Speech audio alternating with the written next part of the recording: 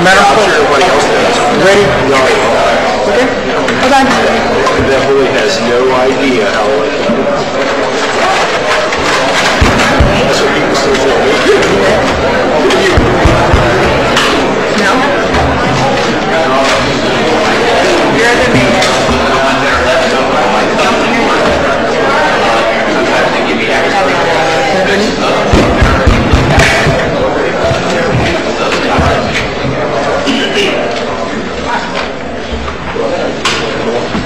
I want to look at those guys. I want to look at those right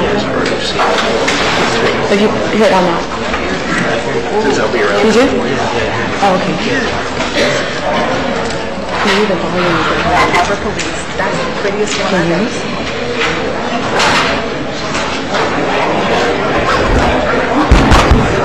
Okay.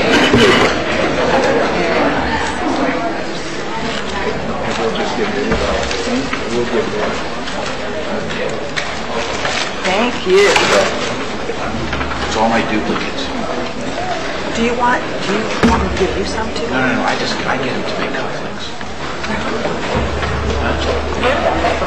I just gave He's got some repair work. I had just to do a warranty job on what I was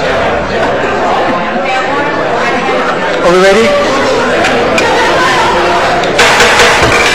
We're going to call the meeting to order. Meeting of the City Council of City Homestead, Tuesday, September the 6th, 2005, right at 7 o'clock p.m.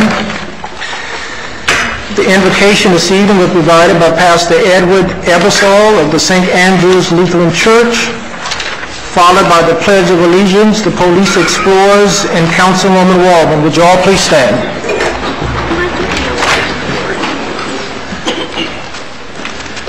The prophet Micah writes, "He has told you, O mortal, what is good, and what does the Lord require of you, but to do justice, to love kindness, and to walk humbly with your God." My dear elected leaders of the city of Homestead, Florida, Honorable Mayor Warren, Honorable Vice Mayor Bell, Honorable Councilwomen Gardner and Waldman, Honorable Councilman Hodge, Losner, and Porter. May God visit you this night with wisdom and with courage and with love for the citizens of this city. May God bless you with strength and perseverance when the road becomes rough. May God inspire you to serve His will on earth, to do justice, to love kindness, and to walk humbly with your God. Amen. Amen. The police explorers. Explorers not here. Proceed, Ms. Waldman. Would you please join me in the Pledge of Allegiance? Pledge Allegiance to the flag of the United States of America and to the republic for which it stands, one nation, under God, indivisible, with liberty and justice for all. Thank you. You may be seated.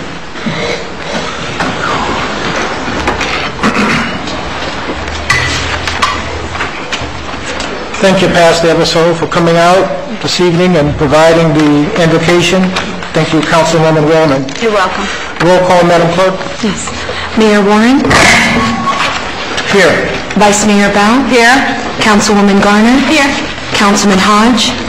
Councilman Losner? Here. Councilman Porter? Here. Councilwoman Waldman? Here. And Councilman Hodge is out this evening. He's out ill. So we wish him well and a full recovery. Any additions, deletions, or deferrals? None, Mayor.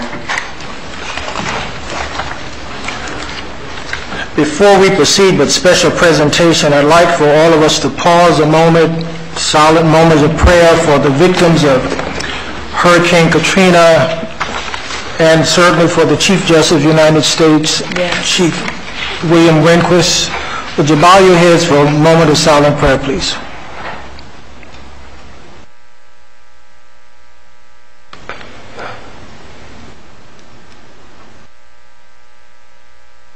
Thank you very much.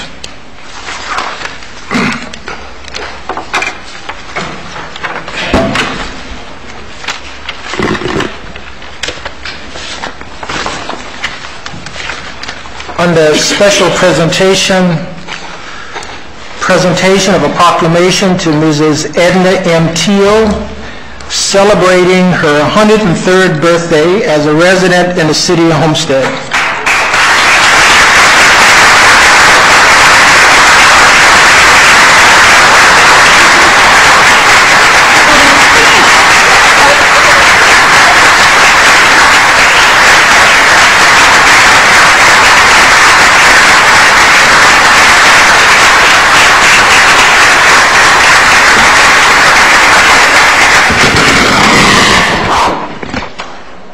Would you all come forward, the family?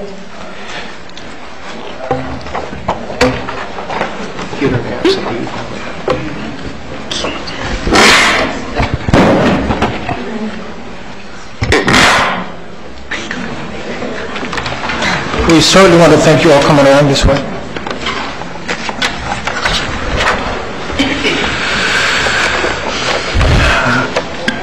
It is indeed my honor to present this proclamation to Ms. Donna Lee Roach on behalf of the Mayor and Council. Mrs. Donna Lee Roach was born in Homestead, Florida, graduated from Southgate High School, and pursued her love of ballet and modern dance by majoring in dance at Texas Women's University. Is that the wrong one? Oh, let's do it again. Is that the wrong one? Edna Teal. She was a ballet dancer. I got it right there. Whereas Edna M. Teal was born on September the 10th, 1902 in Finesville, New Jersey, and she will be 103 years old September the 10th, 2005.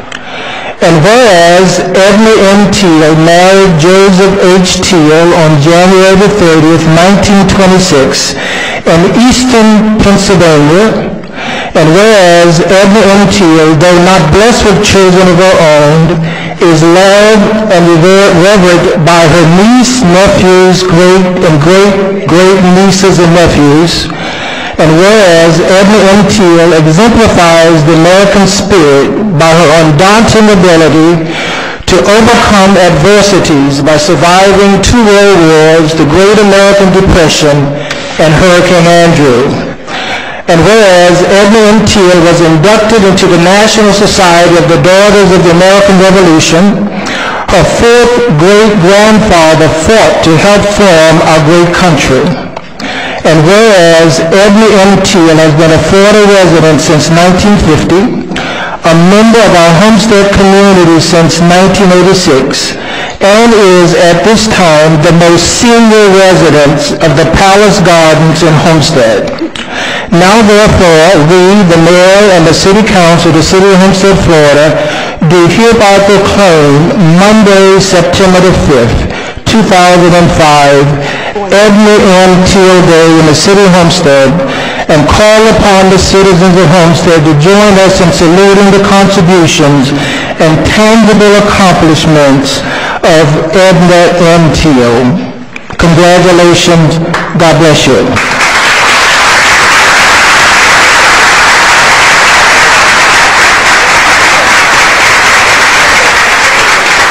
And on this very special day, I would ask that we all stand and sing happy birthday to Ms. Edna M. Teal. Happy birthday to you. Happy birthday to you. Happy birthday, Ms. Teal.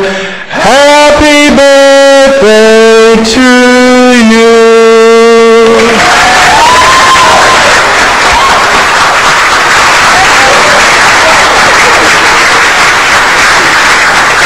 And Ms. Teal, it would be our honor for you to come forward and just say a few words. And one thing I'd like to know is what it takes to live 103 years old.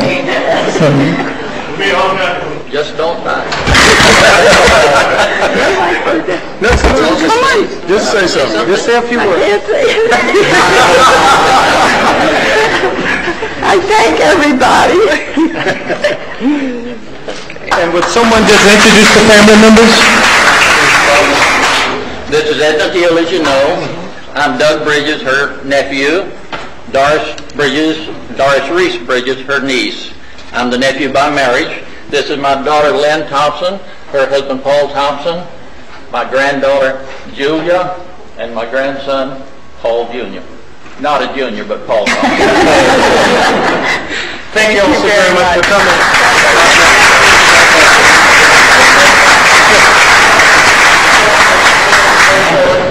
You all want to come and take a picture with Ms. Steele?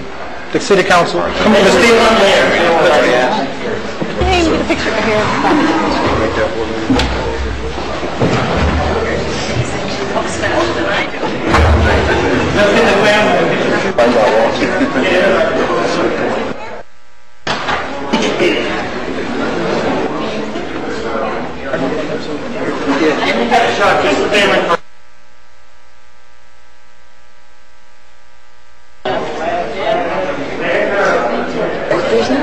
There's no control.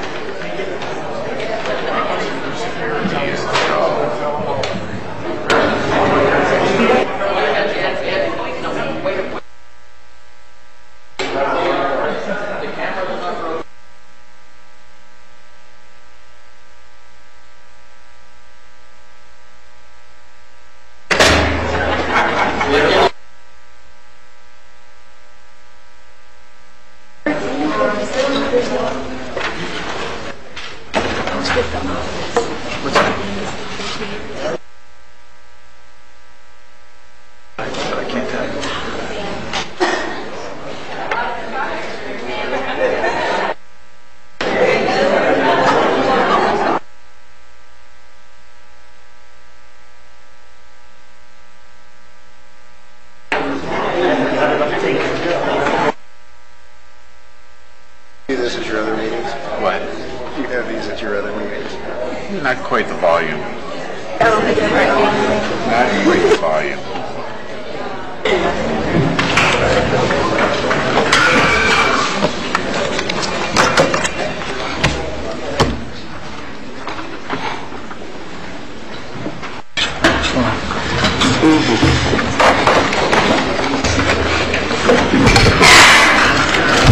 Item 2 is a proclamation reference to the National Anthem Project Day. Excuse me, Mr. Mayor.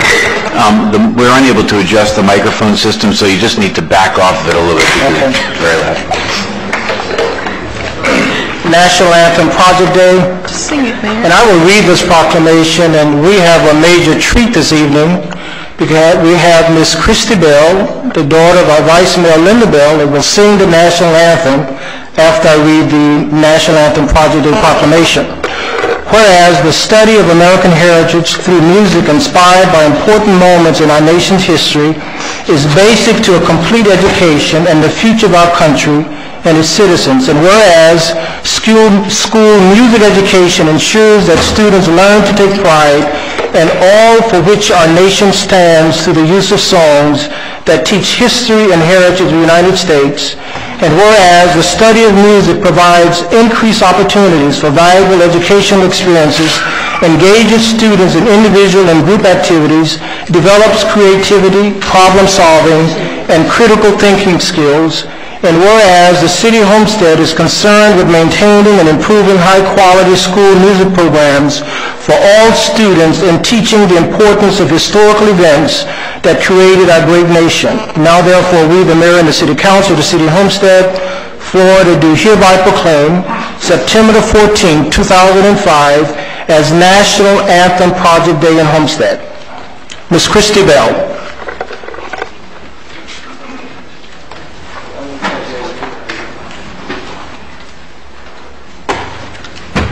Will everyone please stand for the singing of our national anthem? Ooh, say, can you see by the dawn's early night, what so proudly we hailed at the twilight's last gleaming, whose broad stripes and bright stars through the perilous fight o'er the ramparts we watched were so gallantly streaming, and the rockets' red glare, the bombs bursting in air, gave proof through the night that our flag was still there. Oh, say does that star-spangled banner yet wave o'er the land of the free and the home of the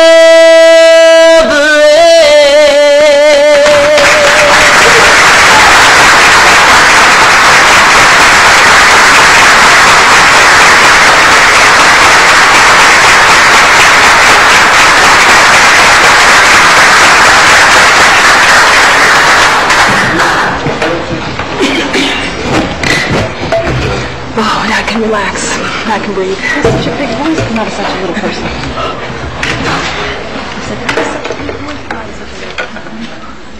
Thank you, Christy. One day you teach your mom how to sing like that. Everybody asked me if she got a talent from me, and I say absolutely, but she took it all. She left nothing behind. Next, we will have the employee of the quarter will be put on hold until the next council meeting. Councilman Hodge is out ill. 5D is the presentation of safety awards for August 2005 winners. Councilwoman Wellman.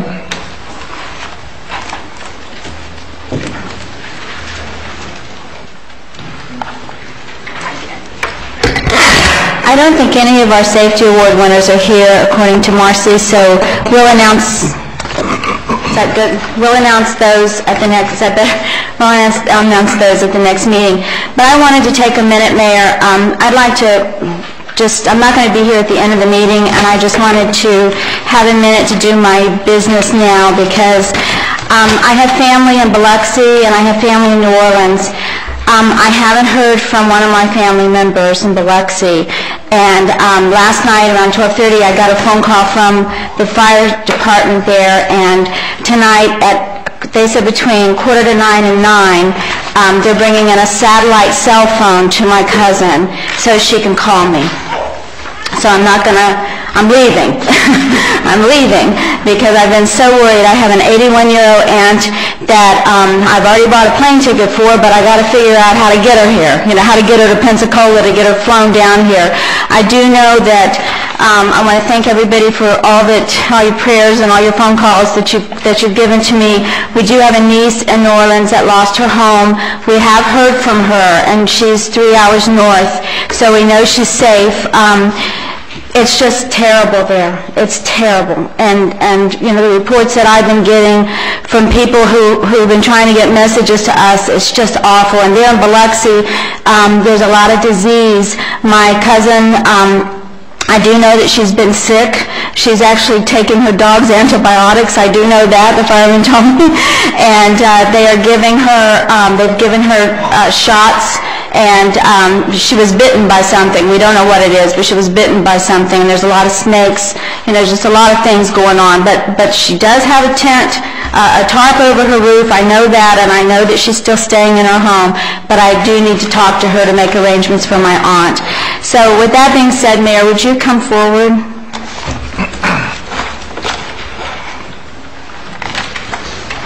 So anyway, I'm sorry, folks, if I'm not here, if there's something important that happens after 8:30, but Mayor Warren, I know that you have a project, and I don't want to intrude on your announcement, but I'm sure everybody's read about the drive that we're doing here, and the mayor will talk more about it. But I'd like to present to you a check tonight for $5,000 from the Little Angels.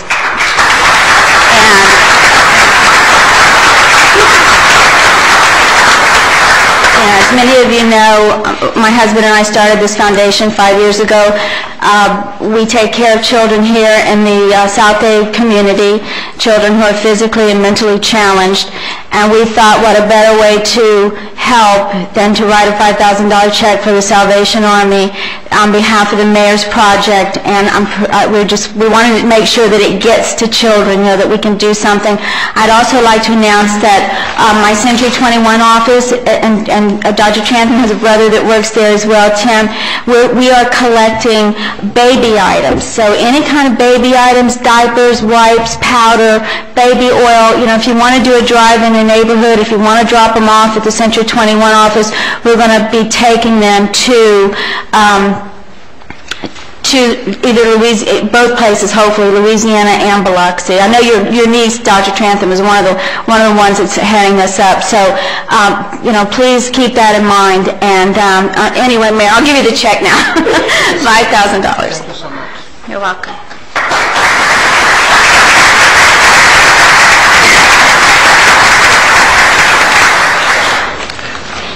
And while we're on this subject, I'd like to just give the community an update and to respond very briefly to some misinformation that you probably read in the local papers. We have been very fortunate in so many ways in the city of Homestead and in Deep South Bay since Hurricane Andrew. So many people reached out to support this community all over the world. And since Hurricane Katrina hit us, the city have received calls from CBS, NBC, and I've spoken with people all over the country, giving an analysis of the damages we had in Homestead in comparison to the damages of Katrina, primarily in Homestead, but more importantly, what did we do to bring our city to where we are today? And let me tell you, we are one of the leading cities in the country in terms of responding to hurricanes because we've been there, done that. The manager is always very diligent in establishing our EOC immediately after the hurricane hit Homestead and South Florida. And what typically happens is that when the manager establishes the EOC, our staff is on what you call Alpha Bravo. These folks work 12 hours a day shifts in the community, receiving phone calls, doing whatever we can to make a difference. And immediately after the hurricane, I personally went throughout this community, and especially in the areas that were heavily impacted with flooding.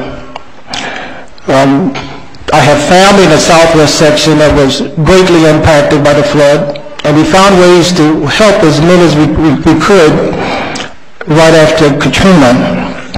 Now, I don't like to toot the horns of the city once things like that happen because we've been there, we know what we have to do. But let me give the community a brief update on what took place in the city of Homestead. Just to give you some facts, we prepared and made available 36 cubic yards of sandbags, had 53 public safety officials on 12-hour shifts before and after the storm, spent over 1,400 man-hours over and above our regular duties for storm-related activities. Crews were dispatched at 12 a.m. Friday, August 26, clearing all roadways for the police department. Crews continued to work, concentrating on trees and road debris cleanup. Solid waste crews were called for trees and bulk debris removal on Friday. August 26 at 8 a.m., after road cleared enough for trash, cranes, and trucks to be able to maneuver. Crews were dispatched early Friday, August 26, to repair damaged water lines. Additionally, we are constantly at work preparing and planning for future events. We just completed a $120,000 master plan for stormwater runoff and how to deal with it. Have worked diligently, received 2 grants over $1 million to improve the problems we have in the villages of Homestead with stormwater and flooding. And we have purchased a vacuum truck to continuously service and maintain drains throughout the city. In addition to that, on Saturday afternoon, Councilman Porter and I, with the Florida Department of Law Enforcement, and I was told through the governor's office, authorized a helicopter for Mr. Porter and I to see what was going on from the air. And I want to thank Mr. Porter for arranging that through FDLE. So we had an upfront view of what was going on in the city of Homestead, and I can't say enough about the utility workers. How quickly those crews out there day and night got the lights back on for the people of Homestead. So we must do something very special for our crews, from utilities to public safety to public works, just a masterful job. And on Saturday afternoon, prior to taking the helicopter ride, a reporter from the Herald interviewed the manager and I very briefly, and he asked us to compare the impact of Katrina and Homestead with the impact of Hurricane Andrew. And we said there's no comparison. The structural damage after Hurricane Andrew was just unbelievable. We were at ground zero in a sense in comparison to Katrina. Katrina was a water storm in a sense, and some of our businesses on Chrome and Washington and some of our residents received a lot of water. But when you compare the two, and certainly when you look at what's going on the Gulf Coast, there's no comparison. I mean, it's just unbelievable what our brothers and sisters in Louisiana and Mississippi and Alabama is going through today, and certainly what some experience here in Homestead, but not at the magnitude of Hurricane Andrew. So, you know, everyone knows that this mayor and this council is not going to stand by and allow work not to be done for the people of Homestead. We've learned a tremendous amount from Andrew, and we know what to do in response to a hurricane, and we will continue to do it. And we can't do it alone. We have a magnificent employees in the city of Homestead that just do unbelievable work for the people of Homestead. And I think most of you, if you have Homestead Electric or water, wastewater, or what have you, they were there when we needed them, and they did it in a very fast turnaround, and we need to congratulate them for a job well done. Under good leadership of Kurt Ivey and his team, they were there here every day until the job was done. So I want to thank all of you, and I know all of the council members were out in the field after Hurricane Andrew, so I want to thank all of you for what you're doing. But let me speed this up a little. On Thursday afternoon at 4 o'clock, Mr. Eplin, Mr. Losner, Mayor Wallace, and I, and our chamber leader, and many of the other leaders of different organizations in this community met at City Hall on Thursday afternoon at 4. And we talked about what we can do in response to the need on the Gulf Coast. And we decided to come up with a way to support the people in the states greatly impacted. We called ourselves South Bay Cares in response to what folks all over the world did for us. We wanted to show them that Homestead, Florida City, and Deep South Bay indeed cares about what goes on in other parts of the country when they're impacted. So we decided that we were going to collect money and divide the money between the Red Cross, and the Salvation Army, whatever we accumulate. Our police department is just unbelievable. First thing Saturday morning, our police explorers and our police officers are out there in the major intersection collecting money. And I'm happy to report that in one day, they collected $30,000.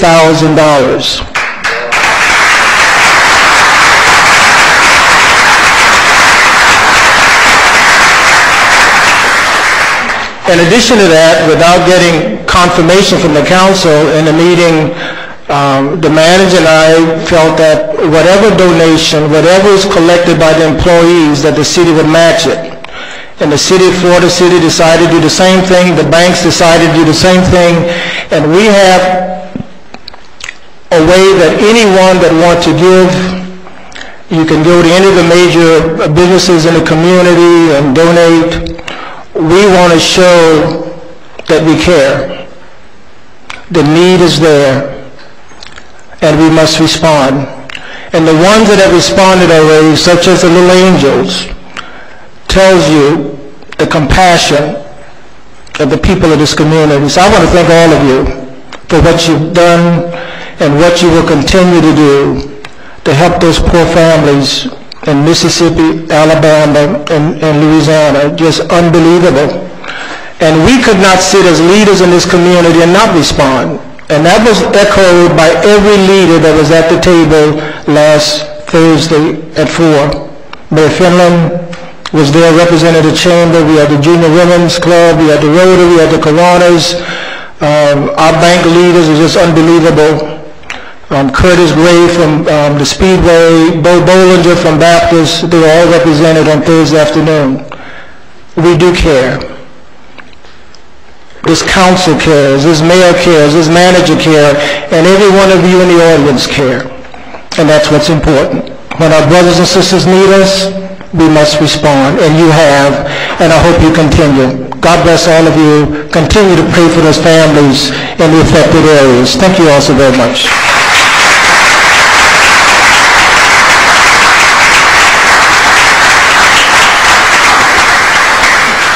He had my glasses. I just wanted to say, the mayor's too private of a man, but I'm going to tell it anyway. He had 11 family members that he had not heard from. And last night they were rescued from the roof of their house.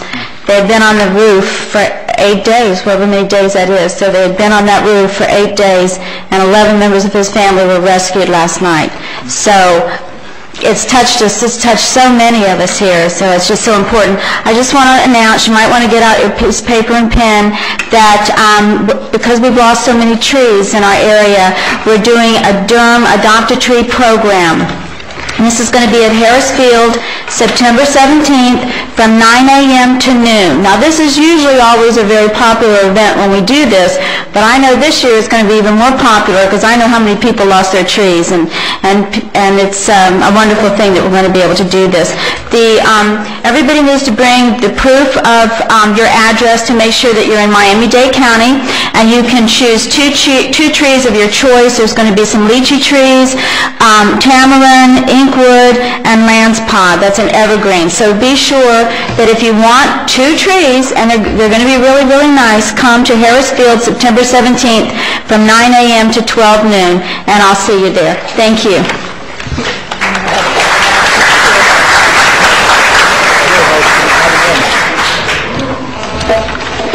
I have an announcement as well. Last week I met with Lori from the Main Street Cafe, and they're planning a fundraiser. It's Main Street Cafe presents Gulf States Hurricane Relief Benefit Concert. It's going to be this Saturday, September the 10th at 8 p.m. at the Main Street Cafe. And the suggested donation will be $15. It'll be music. It'll be a very pleasant night. All proceeds go to the victims of Hurricane Katrina. So I hope to see you all there. Thank you, Mayor. We're on item 5E, a Main Street Organization update. Is Pat McLeod in the audience? Come on forward, Pat.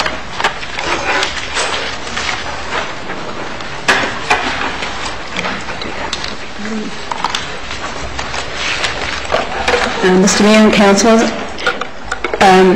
thank you Vice Mayor Bell for making that announcement. It was one of the things that I have on my list because we are still trying to do some events this Saturday. And as we say in New Zealand, God willing and the creek don't rise, we will have a car show. Plus, we'll have this event in the Main Street Cafe. Thunder Country and Main Street organisation are partnering with the cafe in this event. And also, we have a free children's concert at 2 p.m. in the Sanctuary at Arts South, as well as the second Saturday at Arts South, and this is a percussion concert for children. It's interactive, where this gentleman is bringing, I think, 300 percussion instruments, and children will get to play them. And there's 2 shows. It's free to children, but parents have to pay a small charge. So it's going to be a busy Saturday. Hopefully that we won't have to cancel it, because this will be the second time we've tried to do this event. We had to cancel it because of the last hurricane before Katrina, the first one that we had for the season. So just want to let you know that.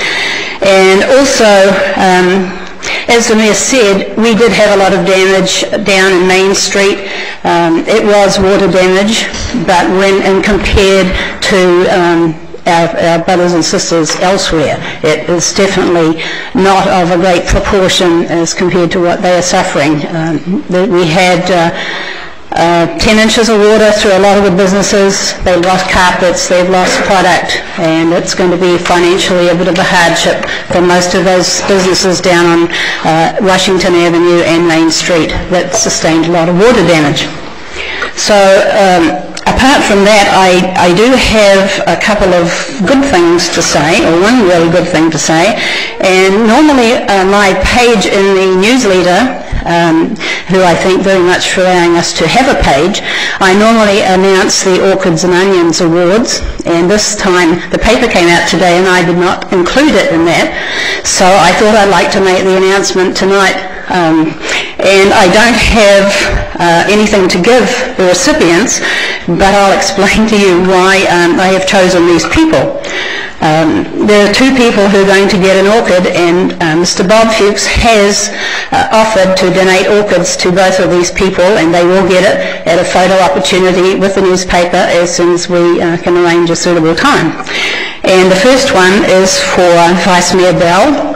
I'd like to thank her for being the first person to set foot in the Main Street office and the museum, and to set things in motion to help me get the water out of the building. Miss Campbell has lost a lot of documents, and she's very distressed about some of the antique stuff that she's lost, but thanks to the people who came and helped us, that we were able to save some stuff by pulling them out immediately and getting the water level down as fast as we could. So Vice Mayor Bell, thank you very much. You get an orchid and we'll be presenting it to you at a later date. So Thank you very much. It was my pleasure. thank you.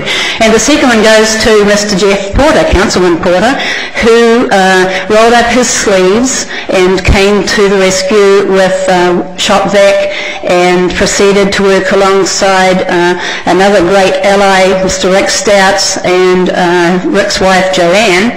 And we decided we would give the orchid to Councilman Porter for spending 2 or 3 hours with us and helping us get the water out of the museum. And we really appreciate people who had other things, I'm sure, to do coming to our assistance. So Councilman Porter, you'll be getting your orchid, and thank you very much. Mr. Stouts and his lovely wife will receive something else from us at Main Street. So we'll thank them very much, because I had a lot of blisters on my hand because I spent 5 hours sweeping water. And it was worth it. We saved a lot of documents and a lot of paperwork. So thank you very much. And I hope to see everybody at least one or other of the events. And thank you, Mr. Mayor, for your great support of Main Street. We appreciate it. Thank you. Thank you, Pat.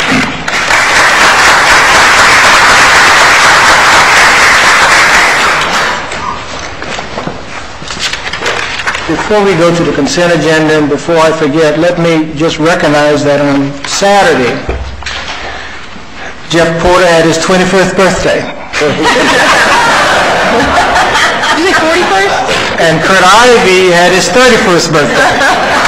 on Monday.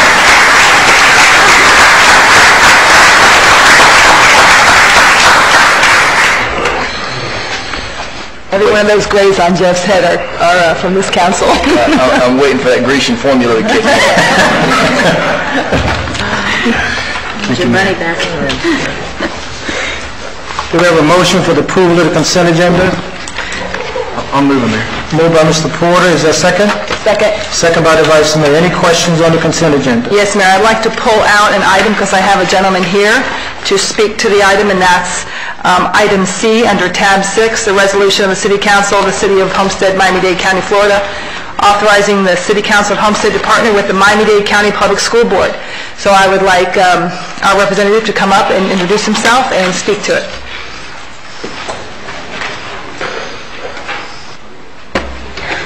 All right, thank you for inviting us. Vice Mayor Bell, I'd like to thank you for your leadership because you actually are the one that brought this item to us. Mr. Mayor and Council, as you probably know, recent articles in the paper, Dr. Crew, and by the way, my name is Mark Zaire, and I'm the Director for School Operations. Dr. Crew, our Superintendent of the Schools, has declared war on truancy district-wide. Last year, just to sort of give you an idea, there was about 25 million hours of instructional time that was lost due to student absences in our school district. And like other cities, but especially Homestead, I know that you all have been facing some of the same challenges that we have, and specifically with some students who were at Homestead Senior who weren't in school during the FCAT, and obviously that had a lot to do with the grading. Dr. Crew has taken a different approach to truancy. When we look at what the state's definition is of truancy, it talks about unexcused absences, 15 unexcused within the 90 calendar day, and I don't think that there would be any educator to tell you that when we start providing intervention and services at that time frame, it's really almost too late, especially with secondary school students. So without sort of laying out all of our initiatives, I can tell you that he's asked staff and he's asked the regions and the principals to start looking at cumulative absences, and it doesn't matter to him if those kids have unexcused or excused. The bottom line is that children are not in school getting the instruction that they so badly need. So we are kind of taking a different approach to it. It's going to take some major amendments to our own school board rules to try to strengthen some of that.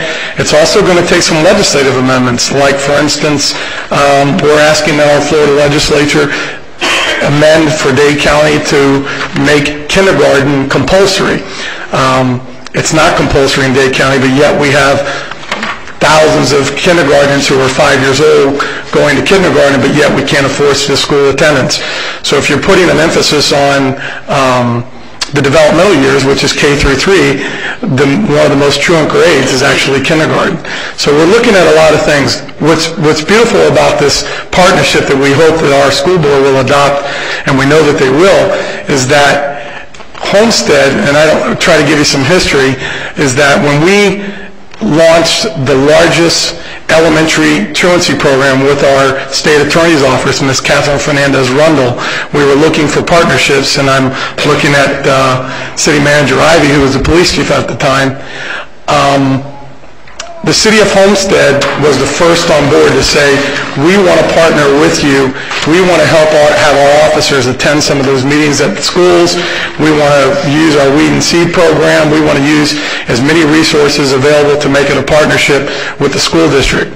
Subsequent to that, I can tell you that only one city came forward to ever work with that program, and that was the City of Miami Beach. So this is kind of ironic that we're coming back to the City of Homestead again that's going to try to take the leadership role in it. We also think that utilizing the City of Homestead, this would be a first partnership of this kind, that we can take some of these innovative ideas that our superintendent and our board wants to adopt and try to say, can we do this in the City of Homestead with their support?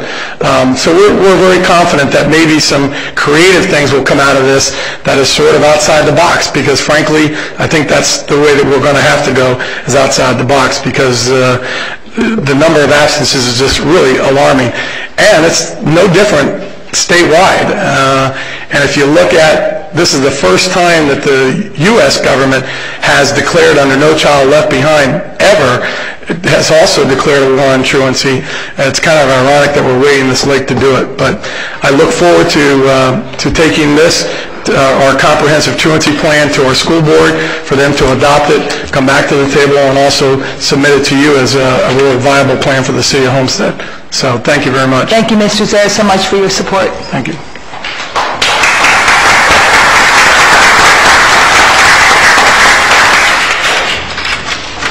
Is there a motion for approval? It's been moved. Been moved? All in favor say aye. Aye. Opposed? And public hearings, ordinances, land use items. Please be advised that the following items on the agenda are quasi-judicial in nature. If you wish to comment on any of these items, please indicate the item number you would like to address when the announcement regarding the quasi-judicial item is made. An opportunity for persons to speak on each item will be made available after the applicant and staff have made their presentations on each item. All testimony, including public testimony and evidence, will be made under oath or affirmation. Additionally, each person who gives testimony may be subject to cross-examination.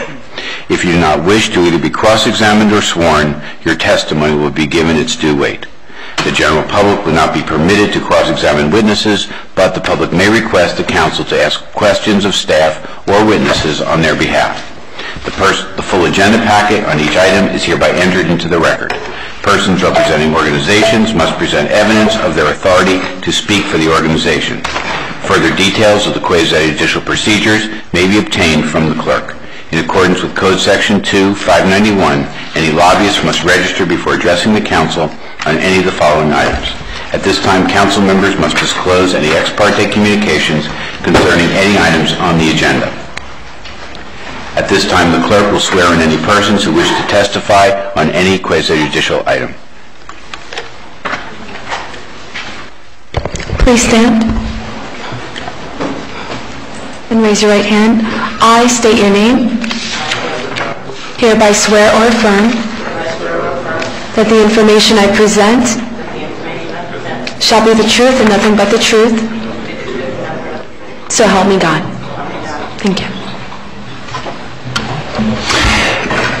Mr. Mayor, members of the council, the first item this evening is a resolution of the City of Homestead, Florida, granting a request by Prime Home Builders for a special exception to allow an entrance feature for Portofino Palms within the Waterstone Plan Unit development located south of 288th Street, Biscayne Drive, north of 312th Street, Campbell Drive, west of Southwest 137th Avenue, Tallahassee Avenue, and east of the Florida Turnpike as legally described in Exhibit A and providing for an effective date. I'll move it, Mayor. Moved by the Vice Mayor, second by Councilman Wallman. Question? Any initial question from council? If not, I'll open the public hearing. Any comments from the audience? Any comments from the audience? If not, I'll close the public hearing. Any final comments from council? Roll call, Madam Clerk. Councilwoman Garner? Yes. Councilman Losner? Yes.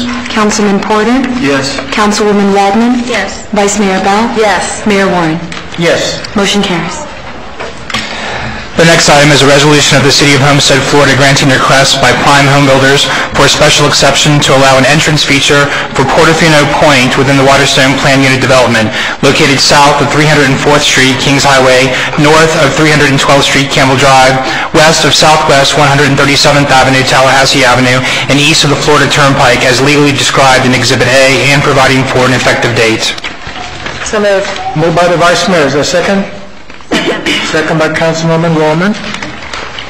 Any initial comments from council? Comment? If not, I'll open up the public hearing. Any comments from the audience? Any comments from the audience? If not, I'll close the public hearing. Any final comments from council? Roll call, Madam Clerk. Councilman Losner? Yes. Councilman Porter? Yes. Councilwoman Waldman? Yes. Vice Mayor Bell? Yes. Councilwoman Garner? Yes. Mayor Warren? Yes. Motion carries. Item C is a resolution of the City of Homestead, Florida, granting a request by Prime Home Builders for a special exception to allow an entrance feature for Portofino Oaks within the Waterstone Plan Unit development located south of Southwest 304th Street, northeast 15th Street, Kings Highway, north of 312th Street, Campbell Drive, west of 137th Avenue, Tallahassee Road, and east of the Florida Turnpike is legally described in Exhibit A and providing for an effective date. Is there a motion for approval? Moved by the Vice Mayor, second by Councilwoman Garner. Comments from council? Mayor, I just want to clarify, just so the audience knows, all three of these items were merely for guard gates at the entrance of these developments. We said entrance feature, but I didn't know if you knew it's a card reader with a gate that lifts up. Ms. Vice Mayor? I also wanted to compliment, I don't think I've done it publicly, the entrance to Waterstone. The Waterstone community is beautiful. It's probably one of the prettiest entrances that we have in the city of Homestead. The tree-lined drives, it's just very, very aesthetically pleasing, and I kind of look at that and see some of the other missed opportunities in the city, but I wanted to compliment them on how pretty it is going into Waterstone. On the definition of adequate lighting, how do we define adequate lighting? You can see. Is there any, is this... If I may, Mr. Mayor, all of the roadways leading into these entrance features have the city's standard light fixture, and the utility department verifies the spacing. At every one of these entrances, what the developer's also done is taken 4 of the shorter fixtures, the acorn fixtures, and put them at the 4 corners going in, so there's adequate lighting at each of these intersections. Okay, good. Any other comments? This is a public hearing. Any comments from the audience? Any comments from the audience? If not, I'll close the public hearing. Any final comments from council? Roll call, Madam Clerk. Councilman Losner? Yes. Councilman Porter? Yes. Councilwoman Waldman? Yes. Vice Mayor Bell? Yes. Councilwoman Garner? Yes. Mayor Warren? Yes. Motion carries. Item D is a resolution of the City of Homestead, Florida, granting a waiver of plat to Ralph Dillinger for the division of property totaling 11 acres into 2 lots located between Southwest 312th Street and Southwest 320th Street and east of Southwest 162nd Avenue as legally described in Exhibit A and providing for an effective date. Is there a motion for approval? I'll make a motion. Moved by Councilwoman Wallman. Is there a second? Second, Mayor. Second by Councilwoman Garner. Comments from council? Any comments from council? It's under tab 14. If not, I'll open a public hearing. Any comments from the audience? Any comments from the audience? If not, I'll close the public hearing. Any final comments from council? Roll call, Madam Clerk. Councilman Porter? Yes. Councilwoman Waldman? Yes. Vice Mayor Bell? Yes. Councilwoman Garner? Yes. Councilman Losner? Yes. Mayor Warren? Yes. Motion carries. Item E is a resolution of the City of Homestead, Florida, granting a waiver of plat to Julio Baronis for the division of property totaling 1 acre into 2 lots located at the northwest corner of Southwest 304th Street and Northwest 14th Avenue as legally described in Exhibit A and providing for an effective date. Is there a motion for approval? Moved by the Vice Mayor. Is there a second? Second, Mayor. Second by Councilman Porter. Question? Yeah, Mayor. Mr. Losner? Question to staff. Is this zone master planned residential, commercial? What are we looking at? I know it's surrounded by residential, but I don't know whether or not. Is that the intended use? Or?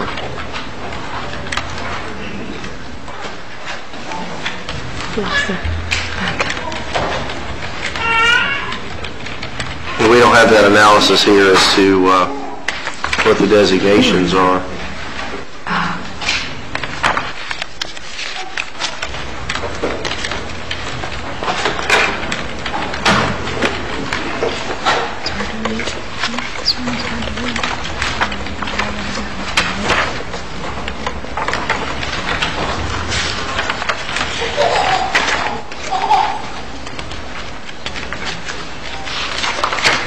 My little whispers tell me it's zoned residential, sir.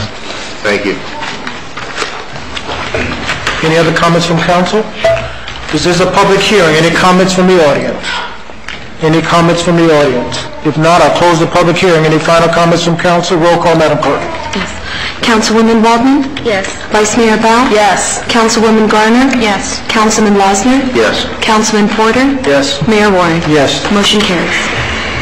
Item F is a resolution of the City of Homestead, Florida, granting a waiver of plat to P&I Properties, LLC, for the division of property totaling .4 acres into 2 lots located on the southeast corner of Northwest 8th Street and Northwest 8th Avenue, as legally described in Exhibit A, and providing for an effective date.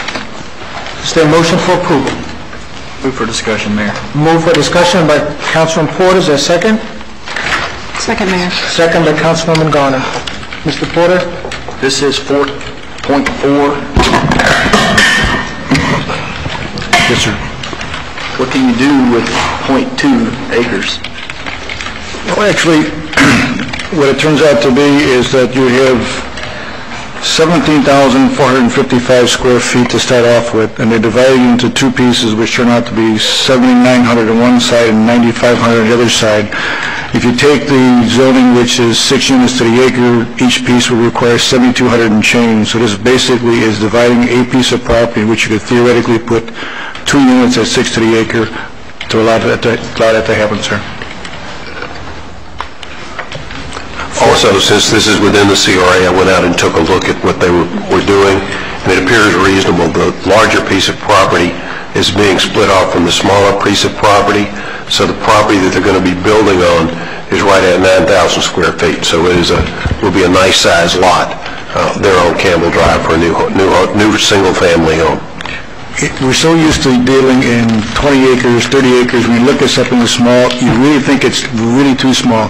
I did check the numbers specifically. When you do the math, it turns out to be 17,000 square feet and change to start. Basically divided into 2 pieces they've got. You take the 2 pieces which show on the drawing in the back, add up to the same thing. So they're basically taking what is large enough for 2 lots, splitting it up, and making one lot of 75 and the other lot of 95. That explains it a lot better. But I had to look at it a couple times too. The first time I looked at it, it didn't make sense to me. Okay, thank you. Thank you. Is it Mr. Porter? Yes, sir, thank you. Vice Mayor? Thank you. Yeah, I had the very same questions. In fact, I called you on this today. But when I look at what they're going from to what they're parceling out the larger piece for the new house, but they're leaving themselves with a smaller piece on what's already existing. So it's not, from what I looked at, it's not leaving them any backyard. It's just leaving them side yard. Actually, the house faces Campbell. Right. So they have a significant backyard. What they're doing in their division is pretty much centering the house that's there on one lot and then cutting another lot away from it. If you look at where the house lays on the diagram, you'll see that there is a nice-sized backyard to the rear of it, to the opposite side of the house from Campbell Drive. So it still falls within the 6 units per acre zoning? Absolutely. Okay. Thank you. The one that's being remained and the one that's being split off, both. Okay, thank you. It doesn't look like any backyard from here, but okay. In reality, I guess with all the scribbling on it, it's hard to tell, but in reality, there's a nice-sized backyard there. Okay, thank you. Mr. Lawson? I just want to point out that certainly these dimensions and the proposed use fall within the guidelines of the Northwest area moratorium, and it occurred to me as I was going through the package over the weekend that particularly in the Northwest section, as we see land prices exceeding the equivalent of $450,000 an acre for a buildable single-family home site in Northwest Homestead, we will see more and more requests along these lines. Thank you, Mr. Lawson. Any other comments from council? This is a public hearing. Any comments from the audience?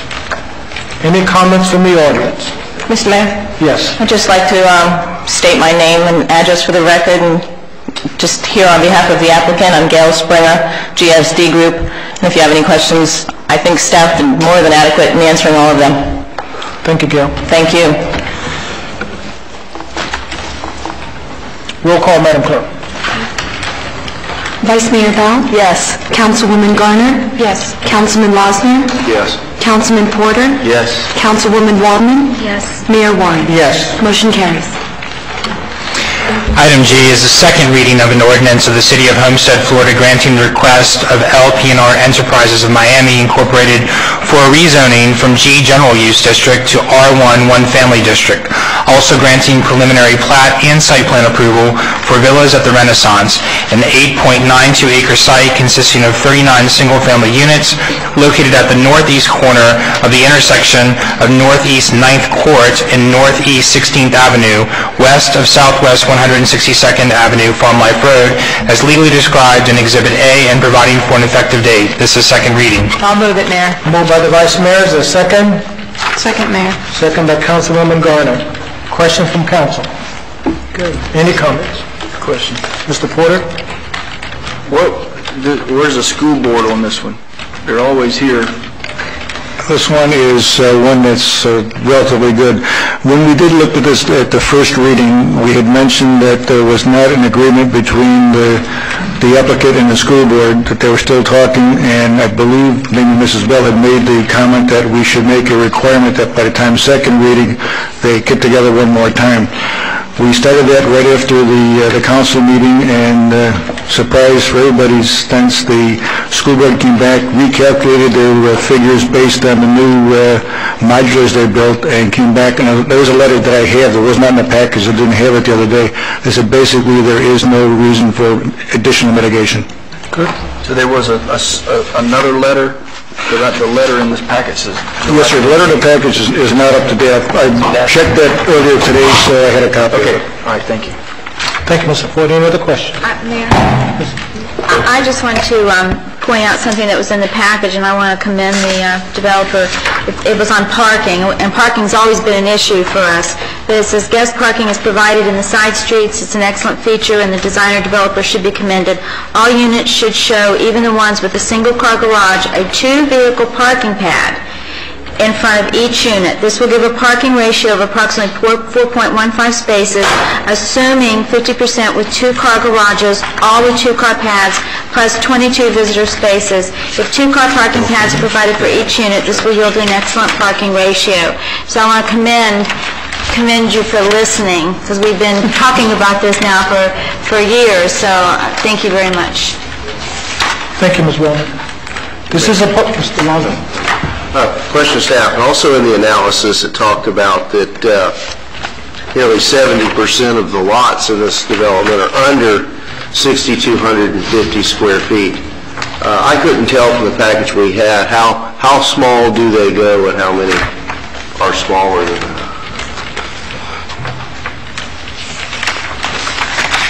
I mean, we do give some relief for meeting urban design guidelines, but really how far below those standards this particular proposal went was not really addressed.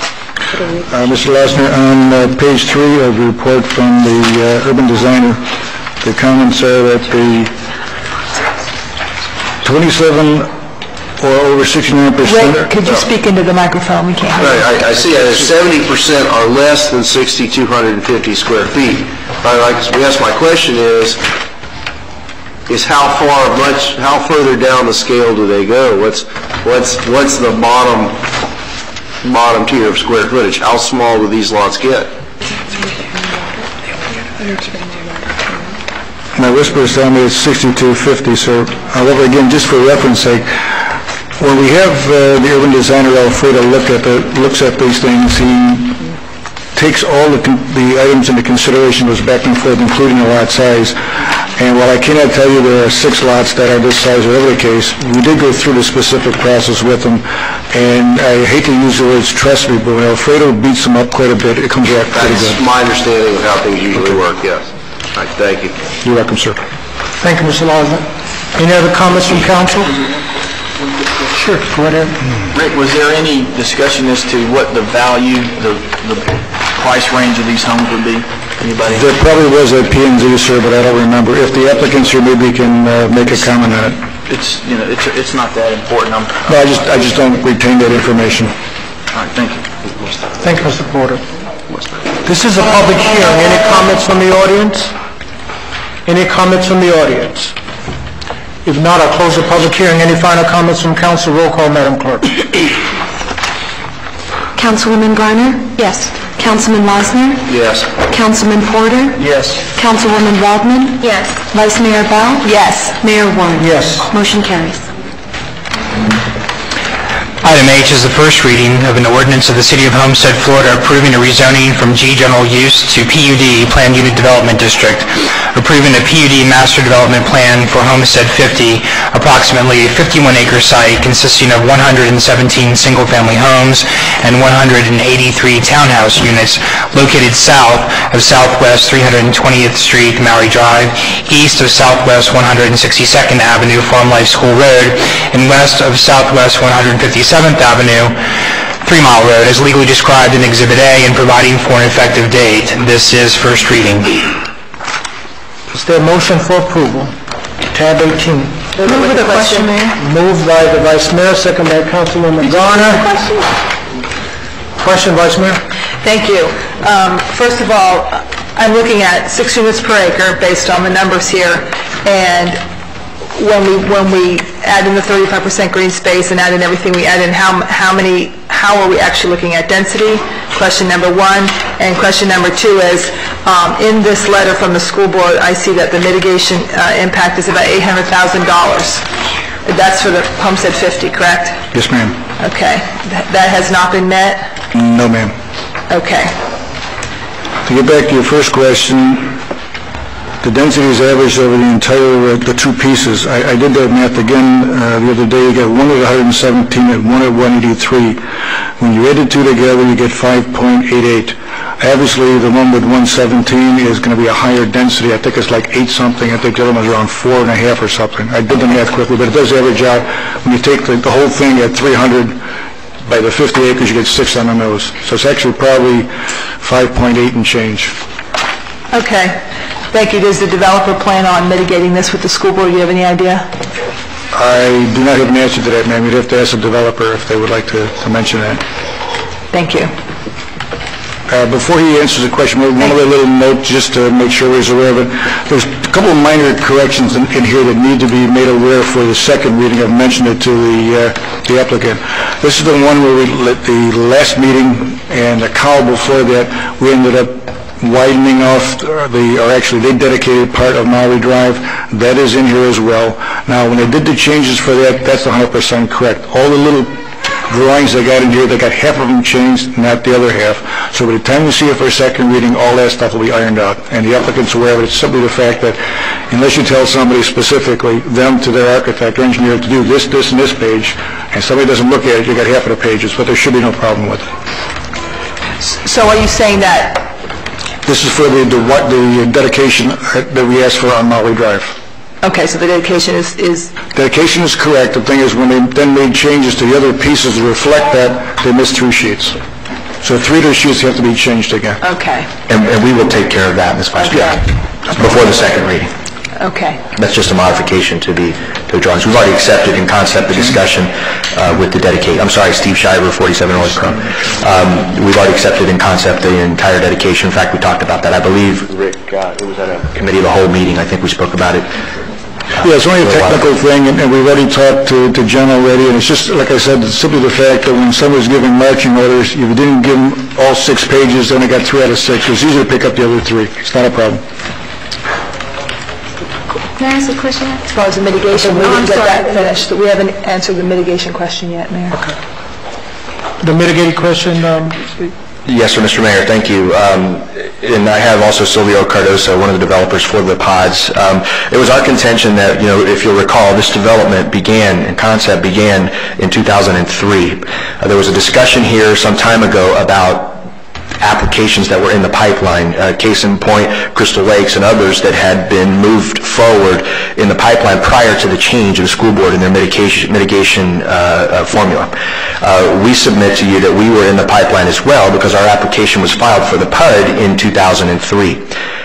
While we did not file at the same time for the zoning and PUD application, that's the technicality that I believe your staff is pointing out to you. The scenario, though, is absolutely the same. And with all due respect, at your request, at the Planning and Zoning Board's request, at a host of your staff meetings, we were asked to go back and work with the homeowners associations. We went through, I think, 8 or 9 different iterations of site plans before we were able to come up with a site plan that was agreeable. In fact, I believe it was before this board, maybe Planning and Zoning, that representatives from the homeowners association stood up and blessed basically our site plan as you see before you. This has been the longest PUD approval that I've experienced, and not to say that it's not happened before, but I know that the city of Homestead moves quicker. The homeowners' intervention and our agreeing to work with them, I think, is what has prolonged this to the point that we are today now in 2000, almost at the end of 2005, finally moving forward with being able to bring this development to fruition. We do not agree with the school board. In fact, it was when my client and their consultants pointed out that the numbers were incorrect that they said, well, maybe we're incorrect, and they came back and changed the entire analysis for all of the applications that are before you now in respect to the number of overcrowding or the percentages of overcrowding in the schools that are affected. Well, that's because they hadn't factored in the concretables as of yet? They hadn't factored in the concretables, and they hadn't factored in that, and we actually had requested that as well, that they would factor in any student station that's put in place. That would, somebody's BlackBerry is too close to a microphone, and it's not mine. Mine's off. It's not mine. Okay, so anyway, so that was the reason for that, but your mitigation was reduced from something like $2 million down to... It was $2 million and change down to a suggested $800,000. We don't agree with that. And again, we're working and have been discussing with the school board for some time about this issue, but our contention is we were in the quote-unquote pipeline in 2003. We could have just as easily back then, and if we had known that these rules and changes were going to be coming about, technically applied for zoning at the same time, but we chose to work with the homeowners at your direction, at the Planning and Zoning Board direction, to rectify the site plan issues. So we were being good developers and working with the homeowners, trying to get through those issues, and at the time, the school board changed their process. Now, it is being contested at all levels in Dade County. There's even some issues raised of constitutionality of them to be able to change the mitigation fees, which this basically is. It's an additional mitigation fee, impact fee, I'm sorry. So that is all being looked at right now. We do not feel the school board has the right to charge this.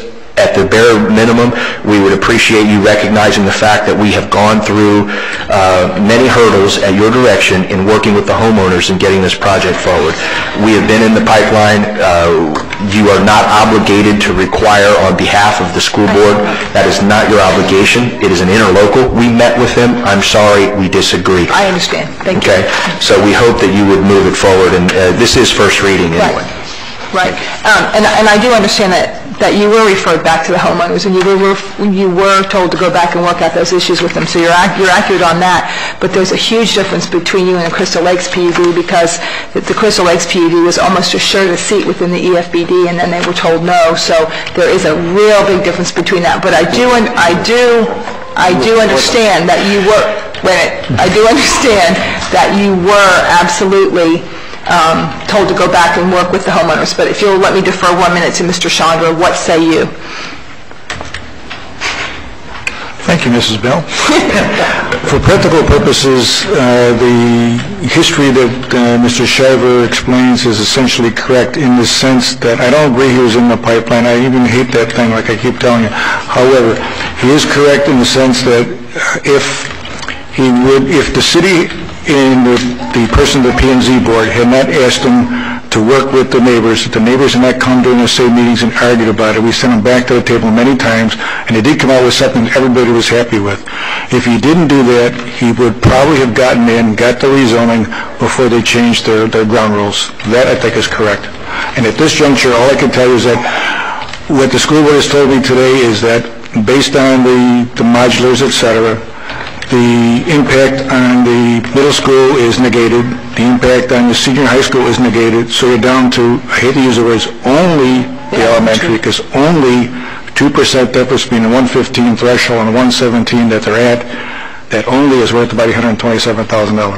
So that's what they're looking for at this point. Thank you. What I would do, I would recommend that we go ahead and approve it on first reading, let the school board come, and if they have an issue, let the school board argue their issue, rather than us arguing it for them. So that, I would make that recommendation.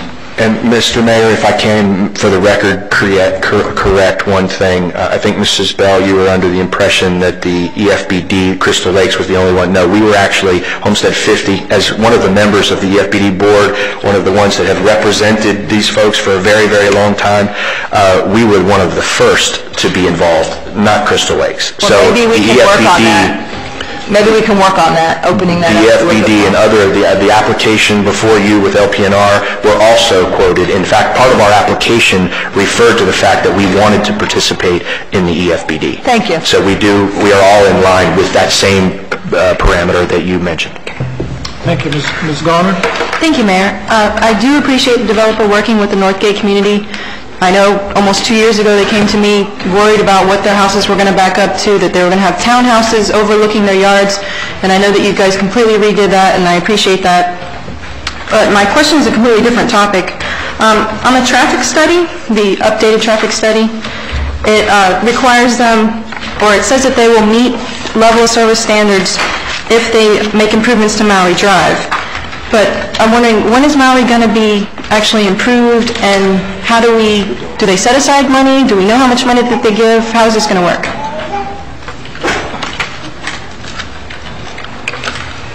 I would like to defer the answer to that to either Mr. Shahada or Mr. Porter. Or maybe the applicant can answer that one. Mike? Mr. Mayor, can I just make that very easy? Sure. Part of our requirement is to develop the road. If you know, Mrs. Garner, the way the road meanders up and north to get to the development on the eastern portion, which is, no, that's not your part. That's Jerry Aguirre, the other developer for the homes. We've got to develop that road. So it's part of our budget. We've planned for it. We are ready to do that as part of our overall site plan and development. Okay. I just wanted to make sure that they were going to have it developed, and then the road, who knows when we're going to get it done. Yeah, it will be part of our overall development. Okay, thank you. Any other comments? Mr. Lawson? Thank you, Mayor. I'll look again to staff and attorneys and planner, and let's play devil's advocate for a minute. As looking at the aerial and the shape of this PUD, is it really a PUD? Is it fair to call it a PUD to get this kind of density? You have two pieces of property that corner. There's no interconnection. The westerly parcel, as far as I know, has only got one entrance onto one road that's already overburdened. Does it really meet the smell test of, is this really fair to interlock these two parcels together and call it a PUD in order to get what's in effect, what looks to me in my rudimentary math abilities, in excess of 10 units per acre of townhouses on the westerly portion? When you do the math and you take out the lake areas and divide that remaining property into the number of townhouses, you're above 10. And I understand that, there's this concept of PUDs and pods within the PUD, but according to your drawing here, these corner, and there's no interconnection between the townhouse side and the single-family side. So is it even really fair to get the density advantage by calling it a PUD? I'd have to start off, Mr. Lajner, by saying that under the old code, it does work. It may be a stretch, but even before I got here, this was already in gear that way, so I didn't go back and research it again and change it. Well, in what regard under the old? In the sense that if you break them apart now, or where they touch, right now, in the present way to look at it, we probably wouldn't come up and call it a PUD again. This was done much earlier, and I assumed that it was. And as far as the density and the acreage goes, if you can consider it being a PUD, the numbers do work. It is higher on one side, not much higher. I don't think I thought it was maybe 8 or 9. I'll go back and check a look. And the other side is much lower. So when you add the two, you get the 6. But if they were separate, they'd be different animals. But if they were separate, the one that's the big one would probably end up being a higher number rather than the 4. So you may end up with 6 here and 6 here. If they were separated, it could not come together. The advantage of putting them together, one of the advantages is you can mix and match and push them around and end up with still the 6 per acre. That's the only answer I can give you at this point in time, that if they were separate, and you may need to ask the applicant, then you probably would not have got the one at 4.3. You probably got them both at 6 or something closer to that, rather than one being at the 4.3 and one be at the 8 something or other. I think you hit the nail on the head that under our current criteria, this would not really qualify. If it came in again now, we probably would say no, sir.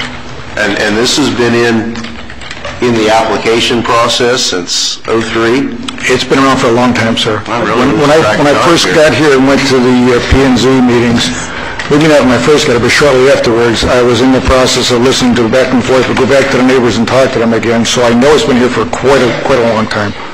And if they didn't go through that process of going back, they probably would have got their zoning well before they changed. Right. Well, having said that, then, are they still subject to our enhanced lighting and signage standards? Yes, sir. Okay. Thank you. Thank you, Mayor. No. Thank you, Mr. Laws and Mr. Porter. Why were you not, was it because of the delay going back and forth trying to iron this out, why were not able to get in the EFBD? Or what's the... Mr. Porter, that's a good question. That's a larger issue, though, because of the complexity of the EFB financing mechanisms and the bonds that would be approved by the school board and moved through the City of Homestead and the EFBD board. I don't believe there are enough student stations to accommodate all of them. That may be expanded in the future. I know that we talk about that constantly, but at this point, there wasn't enough student stations to accommodate them all. There's such a controversy attached to this additional impact fee that's being applied by the school board, and so much of it was tried to be addressed through the EFBD process, and unfortunately, it wasn't large enough. Or the growth of the community was faster than the EFBD could take it. It's just unfortunate. Well, I think that let me see how to couch this. The success of the EFBD and the subscription to the EFBD, there were many that wanted to be part of that because I think that they find that there is some superior, in public perception, a superior ability to get better schools. I'm trying to, Ms. Bell, help me, because I'm trying to be as politically correct as possible, but... Schools on our lifetime... Yes, sir, because remember, in fact, there's a zoning item on tomorrow for your P&Z.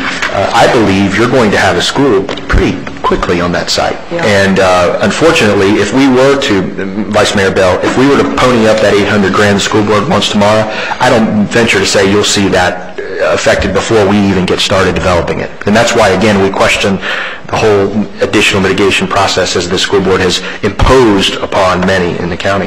But Mr. Porter, I think just the success and the oversubscription of the EFBD has caused a problem. You don't relate it to the fact that you've been in this process so long. It very well could have been, sir, because I know Mr. Cardosa and Mr. Aguirre were involved in the beginning in helping as part of the formation of the EFBD, and I think that Silvio all along, Silvio Cardosa, had thought that they were going to be part of the EFBD. I don't want to say it's a bait and switch, because the EFBD is a very, very good thing, and I don't want any negative connotations coming from me personally about the EFBD, but at the end of the day, it was successful. People are happy about it, and I think the subscription was very successful. Thank you. Thank you, Mayor. Thank you, Mr. Vice Mayor. Thank you. As far as the EFBD, yeah, it was closed, and I know the developers closed it, and it was closed because of concern that we would actually have more students and student stations. It does look like we have student stations available. So I am looking into, and I've instructed the attorneys to look into possibly opening up the EFBD for another developer or two. So just stay tuned on that. We'll see how feasible that is. The EFBD has been wildly successful, and we'll be building very quickly 3 schools, which is unheard of. So because of it was so wildly successful was really why it was closed, because we couldn't imagine having the developer pay the impact fees and then the people pay their assessment and not have a school to go to. So, so we are looking into that. I will assure you on that one. Thank you.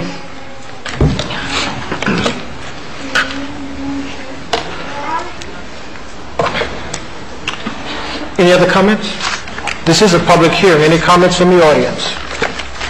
Any comments from the audience?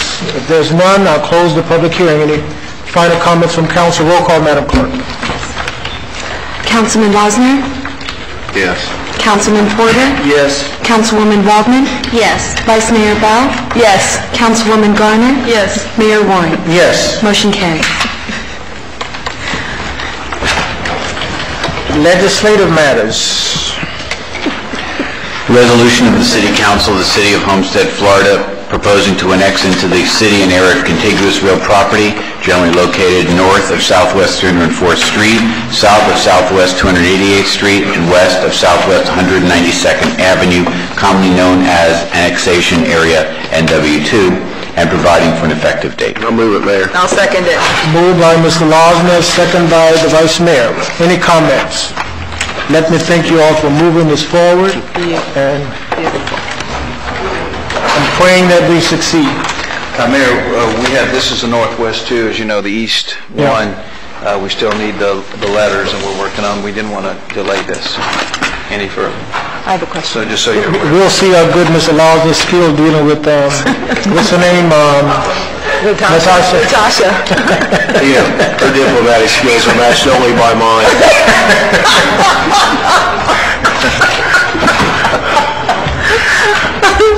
Steel cage match, right? Any further comments? I have a question. Vice Mayor? I think we do have some public. Is each and every member of the Dade County Commission going to get a copy of this? Is that the purpose of this book? Because it's very, very well done. Yes, they will be getting a copy as well as a clerk and members of the planning department. Very good. Are we going to be are you going to be requesting of us to go down before the Dade County Commission and speak to this, or is it handled? It's yes. My name's Henry Eiler, consulting city planner. Yes, in about 2 or 3 months, there'll be a staff review. You'll see this on county commission agenda if it is approved tonight. Probably in about a month, and they'll refer it to staff for review. There's a certain process that takes a while, but probably in about 2 or 3 months, we'll see this item on the agenda of the Boundaries Commission, which is your first step through the process of probably 6 or 7 meetings at the county level. Thank you. Thank you. Any other comments from council? This is a public hearing. Any comments from the audience? Yes, sir. Is this in reference to this resolution?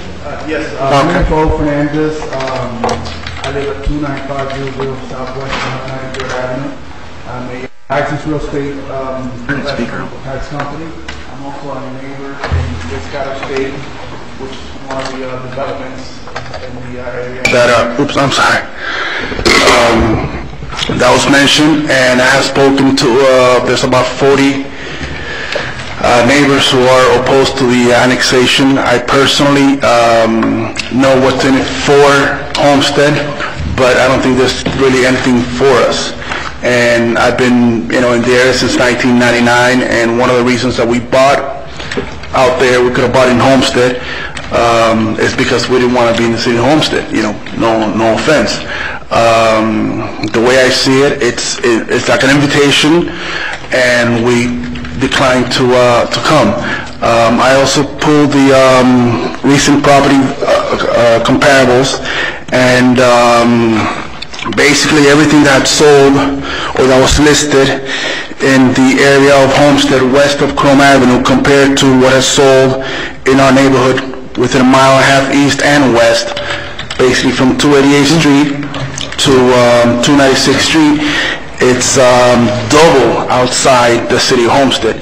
So I don't see what's in it for us, basically. Mr. Mayor? Yes, sir. Just a quick comment there. Are you opposed that you're not in it? Correct, and we want to remain out of it. Opposed to it being around you? No. We don't want. We do not want to be. I also have a petition from some of the signed petitions from some of the neighbors that couldn't be here. You're not in it. Mr. Mayor. You're not in our annexation. This is all vacant land except for 2 pieces. Right. I thought it was 192nd, between 288 and 296 west of 192nd Avenue. We'll get the boundaries for you again here. Okay, it's north of 304th Street. Correct. South of 288th Street. Right. And west of 192nd Avenue. And that's where we are. Mr. Fernandez, We're between 192nd Avenue and basically 194th Avenue. Our map indicates that our proposed annexation borders and falls to the east of Biscotto. I'm looking at a map that shows the Biscotto subdivision totally outside of the proposed annexation area. Just to be real clear, this council has never authorized anybody to go out on behalf of the city and annex homeowners without their invitation. What's part of this application package is only where the owners of vacant land have asked to come in. Now, I will tell you that south of Biscotto, on the south side of Avocado Drive, the city limits do extend westward of 194th Avenue. Correct. And that could be some of the confusion. But on the north side of Avocado Drive, which I believe is the area of your concern in Biscotto Estates. Can I make a suggestion? I would suggest that What is north of Avocado Drive? This is too important to not have a map. I would suggest that you defer this matter until after the council reports. Let the planner sit down with them, show them the area on a map that's covered so that they're clear as to whether they have an objection or not. That's my suggestion. You just have the planner go back in the room and just go over this with them. If I could say Can we move it forward with the understanding that we will not include any of the property owners that want to be part of this annexation process? If you don't want to be, we're not going to include you in. I'd be concerned about that because there's a specific piece of property that's outlined in the application, and what I'm suggesting is deferred for 10 minutes, just so that the planner can sit with them with the map and show what's in and what's out. And come back to it? And then come back. Okay. Yeah. I'm just suggesting that it be deferred for just until the end of council reports. Okay. We can do it. The map is right, but the language may be wrong. I think we make up the language. You need a motion to defer it, though. Not awaited. Moved by the Vice Mayor, second by Mr. Porter. All in favor, say aye. Aye.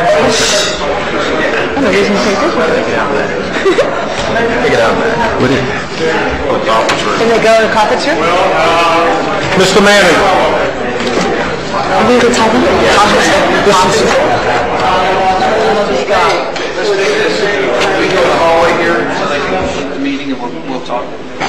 Take them to your conference room.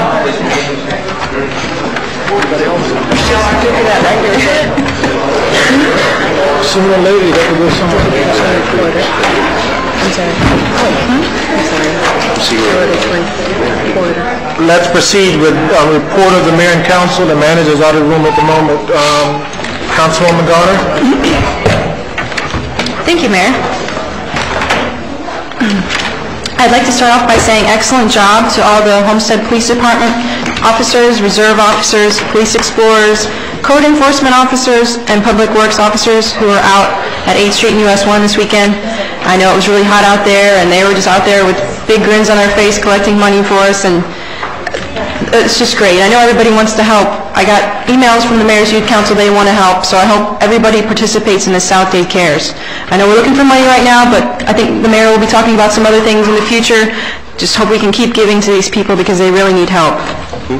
I was wondering if we're sending any of our people over there, or if we've offered electric or public works. Any comments, Mr. Shahada? We discussed this today in staff meeting. Due to the location, it's very far, but so far we did not receive any requests. But if we receive requests in the future, we will definitely consider it. Great. Thank you. You're welcome.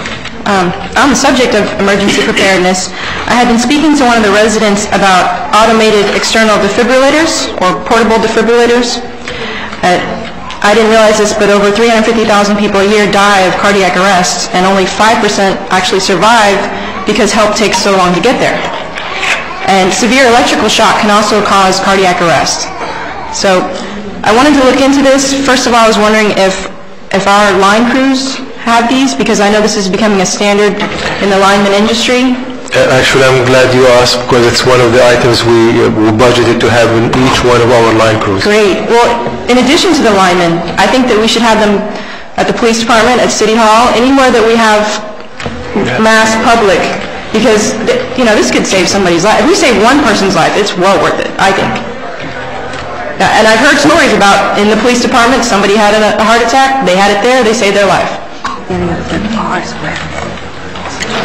Also, Councilwoman Amanda Garner, we have the Heart Association coming to meet with us in the next few weeks to talk about adding these defibrillators, woo, the tongue twister there, to our various departments throughout the city. Great, and I heard and the police department has 10?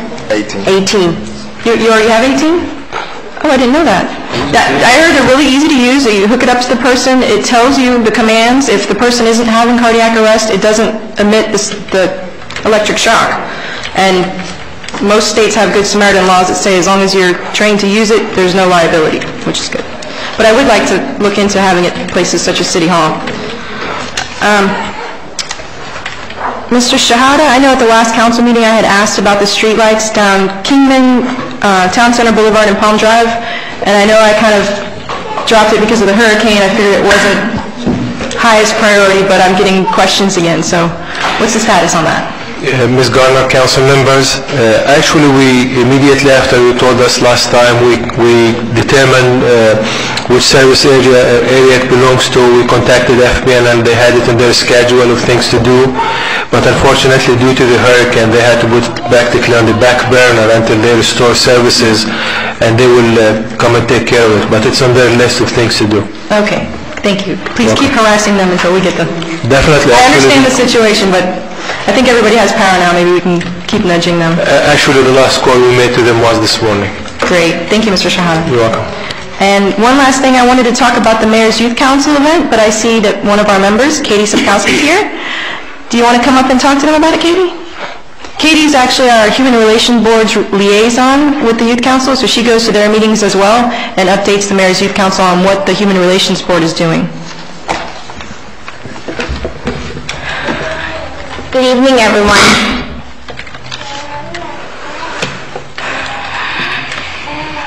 First of all, I just want to say that about a year ago, the mayor and council had formed the community, the community youth to come together and form the Mayor's Youth Council. And this was only because, they wanted to see the community youth to get together and do something, because we had nothing. We had really no say in what goes on in our local governments. And basically what the Mayor's Youth Council is there's a group of 30 of us, maybe even more coming really soon in September this month. We're going to be voting on the next Mayor's Youth Council members to be coming in and the ones that will be leaving us this year. It's a group of 9th through 12th graders who represent our local community that help decide on local government issues for teens our age. And one of the things that we have just been started doing is right now we're working on the Back to School Amateur Night, which is just to celebrate, all the stuff that we have done throughout the year. It's been one fantastic year. Not only have we planned this, we have done the MLK parade. We've gone out to other events. We've done I believe it was Secret Santa for little kids. We've done many things involved in the community. It involves a lot, like community service, and you have to have a lot of dedication to do this. This is not something that you just get up and say, oh, I'm going to be a part of. You have to have a strong commitment and be a part of this. And I just want to thank the mayor and council for having this opportunity for us, and this will be our second year, and I'm very proud to say to be a member of this, and I will be running this year again. So thank you so much. Also, the tickets for the Back to School Amateur Night are $4. All the money that we raise will help proceeds to go to our Washington, D.C. trip, which we will be meeting some of the legislators up there, and, hopefully some big people, so we'll get to know everybody, and one day when we get there, we can say, wow, we really met these people. It's going to be held Friday, September 16th. It's going to be at the Harris Field Pavilion. It's from 7 to 10 p.m. and pre-sale, of course, is $4 for the tickets. I have them. And if you want to buy them at the door, it's $5. So if you know any teen, even if you want to come along, you can. So I hope everyone comes out, and it's going to be a fantastic night. Thank you. Thank you, Katie. Yes, I hope to see you all out there. They're going to have performing acts, so if you want to come and cheer on your favorite act, I'm sure they'd appreciate that. We're not going to kick the adults out. It is for teenagers, but we'll let the adults come in. So you can see Katie or any youth council member, or you can see me, or you can go to City Hall and see Patty, and we can give you tickets. Thank you, Mayor. Thank you, Councilwoman Garner. Councilman Losner? Thank you, Mayor. I want to echo your comments about the dedication service that we got from all departments, but in particular I want to talk about the utilities department. I know they were out in it while it was still raining, and the wind was blowing and the rain was still coming down. I think most of us were restored within 12 to 15, 18 hours, and that really says something for having our own municipal utility and being there to take care of our own first. And I agree that other than the usual, we need to do some special recognition and something for those who left their families and went above and beyond, and for the event for Katrina as it existed in Homestead. Last week I attended a seminar that was sponsored by the Miami-Dade County Ethics Commission talking about campaign financing. And there were speakers there in attendance from the Supervisor of Elections Office. The supervisor himself was there, as were people from the state's attorney's office, all trying to help keep us above board and out of trouble, innocently getting into trouble with campaign finance. But one of the questions I presented was whether or not the ballots would be counted in City Hall for Homestead that night. I recall last time, 2 years ago, it was very late at night before we had the final official results, and I was advised that while the City of Miami and Hialeah and others closer to the Supervisor of Elections office would have the privilege of having their ballots counted in City Hall, that the plan at this point is for the Homestead ballot boxes to be taken to Doral and counted there, and the results transmitted back here. Mayor, you and I know, and many of us know here, that it's been a long-standing tradition for candidates and their supporters and community leaders to gather here in City Hall on election night while ballots are being counted here and obtain the results at a decent hour. And I'll ask Marlene and Mike to pass on to Kurt and our clerk Sheila that I think we're far enough out from the election now that if there's any way that they could bring, the Supervisor of Elections Department could bring the equipment into Homestead City Hall and count our ballots right here that night, that is certainly more appropriate than having the boxes taken to Doral. After all, as the fastest growing city in South Florida, we certainly merit having our own election counted right here within our own City Hall. So we've got about 60 days to deal with that, so I hope that we can do something along those lines. Tonight we've recognized a couple of birthdays and other events, and happy belated birthday to Mr. Porter, and I just want to get myself in trouble again for a fourth year and acknowledge my wife's upcoming birthday this Saturday, and we won't talk about how old she is or how young she is, but I want to publicly wish her a happy birthday, and if it weren't for her efforts and her support at home, my endeavors here on this side of the table would not be possible. Thank you, Mayor. That's all I have. Mr. Losner, in furtherance of the comments I made earlier, would you comment a little on your participation with the Secretary of Agriculture and the impact Katrina had on the agriculture industry in our area? I think that's very important. Yes, thank you, Mayor. Because the community need to know we were out there. Yes, and it has been a very week, and in the stead of the mayor, I participated in a bus tour of the damage occasion throughout the agricultural community, and still, while tourism and construction are still very vital components of our economy here, agriculture is still number one, and clearly you could trace the ups and downs to the city of Homestead to the rise and fall of the agricultural fortunes just outlying our boundaries. We had officials from the United States Department of Agriculture, the Florida Commissioner of Agriculture, Charles Bronson, was here, as were county commissioners, Vice Mayor Bell accompanied us as well, representatives from other county commissioners, as well as our local congressional delegation. And I don't want us to forget or lose sight of the fact that while after Andrew, we all knew we were all in trouble as we were trying to structurally rebuild our homes and our businesses.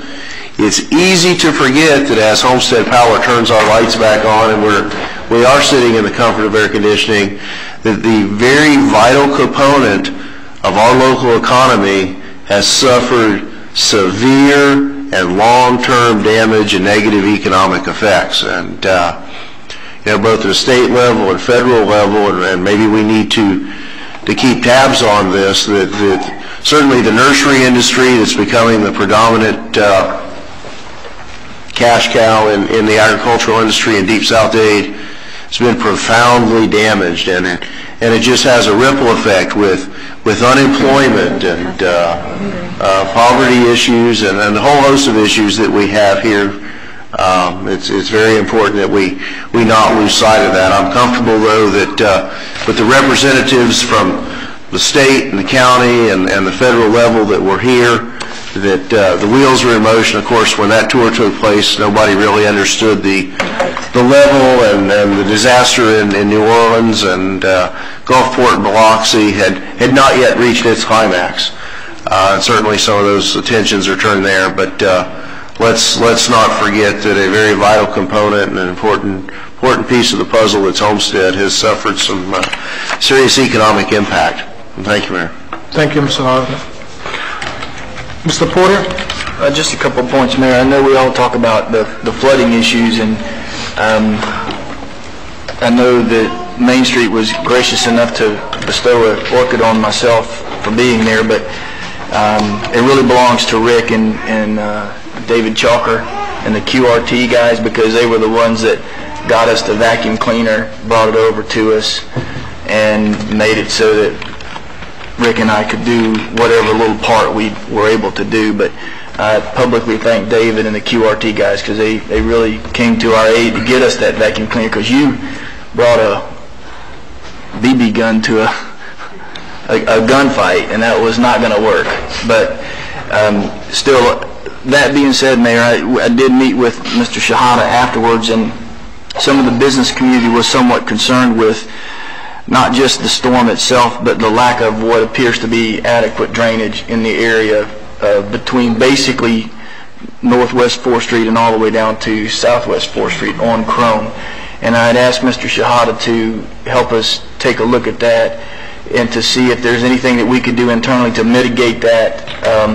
Also, I know they're doing some improvements to Crum Avenue. I noticed that they haven't been doing anything but milling the roadway, and I don't think they're going to do anything in the old historic district anyway. But Mike, if you wanted to follow up, I know.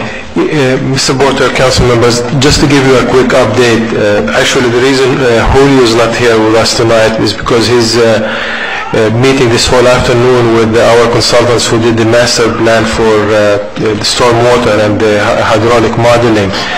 And one of the things Kurt's thinking about is to go to a workshop for people in downtown and give them an update on the master plan and the intensity of the event and city's plans to deal with such issues.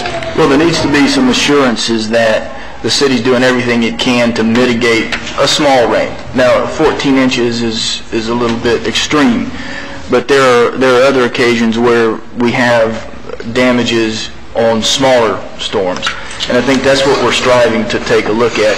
And as much money as we pump into the downtown district through the CRA, I think it's justified that we spend a little extra effort in addition to whatever efforts in the other communities that were devastated by the floods as well. But I know that the business community is, you can't, when you're struggling on Crum Avenue to make your business work and every 5 years you get flooded out, it's a little bit overwhelming. So I know that, Mike, you'll help us take a look at that. The other issue, Mayor, I know that you tasked us with taking a look at the infrastructure, and we've been talking back and forth with regards to the turnpike, and we've met with the Turnpike Authority on numerous occasions to ask for some consideration in the widening process basically from Cutler Ridge all the way to Florida City. We're really looking for three northbound and 3 southbound. And it's really in their plan to do that, but their time schedule is probably 2015 or 2018. And obviously we take the position that's not adequate. And when we sit here and we talk about the devastations that were felt in the areas where you talk about Biloxi and New Orleans, a lot of that evacuation situation we could face if we're not able to adequately get the communities out.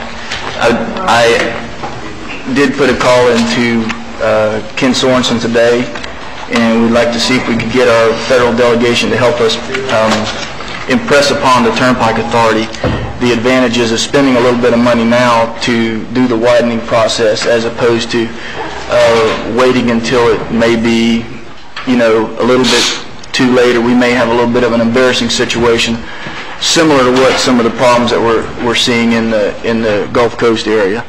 So in a very short period of time through the Transportation Committee, Mayor, we'll have a very formal program where we can take forward not any more than just asking the authorities to take a look at it from a health and safety issue, because it's really inadequate and 2015 is not acceptable.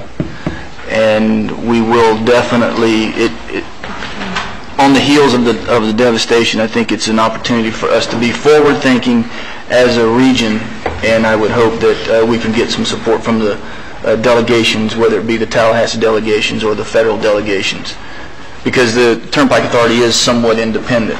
So, but I will look for the support from the council to press this issue forward. But that's really all I have, Mayor. Thank you for support, and I want to thank you for your efforts and the Infrastructure Committee. I tell you, there's a lot to do out there, and I was very disappointed to read where FEMA denying assistance to families and businesses that are impacted by Katrina, but we did contact our commissioners and others, and I know the county is appealing that decision, and I was pleased to read recently that the governor have added his support to that appeal, so I'm hoping that in very short order that appeal will be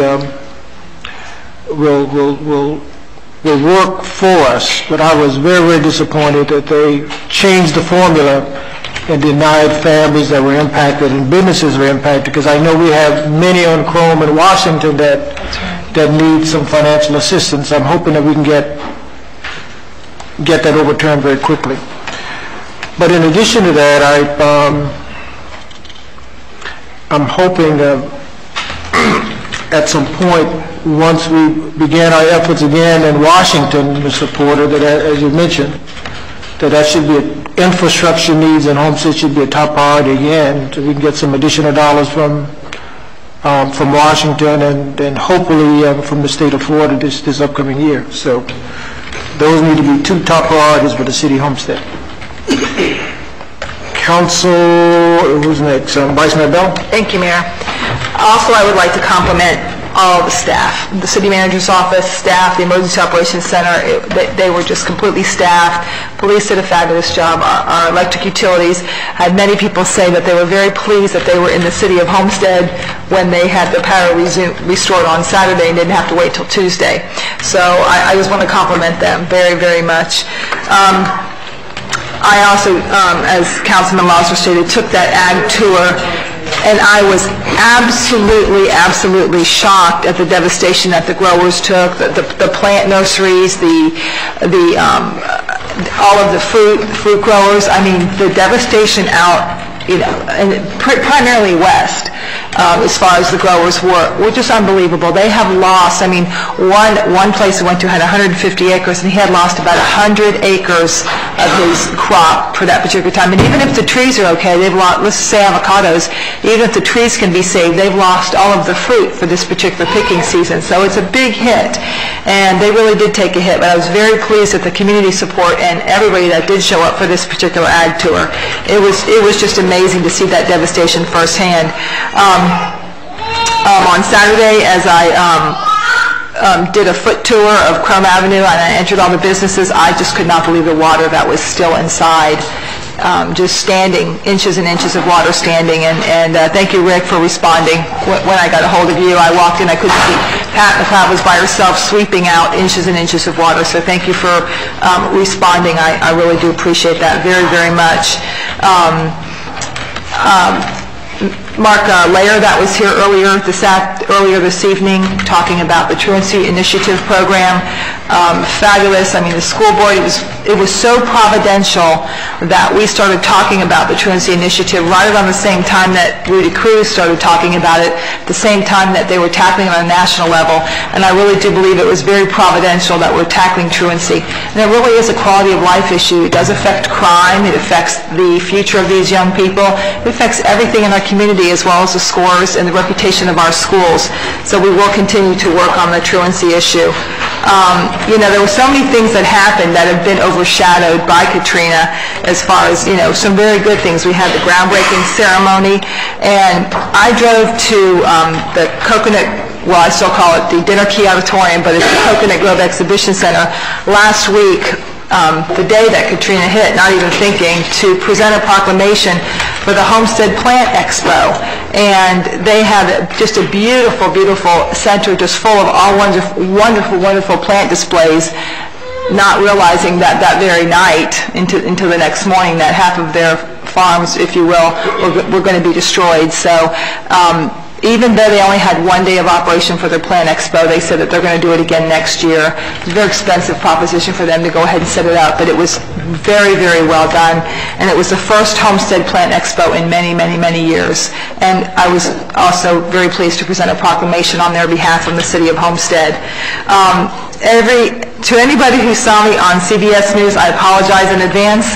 I had been rained on about 3 or 4 times that day, and I had on my big waiter boots, and here comes the TV. Here they come.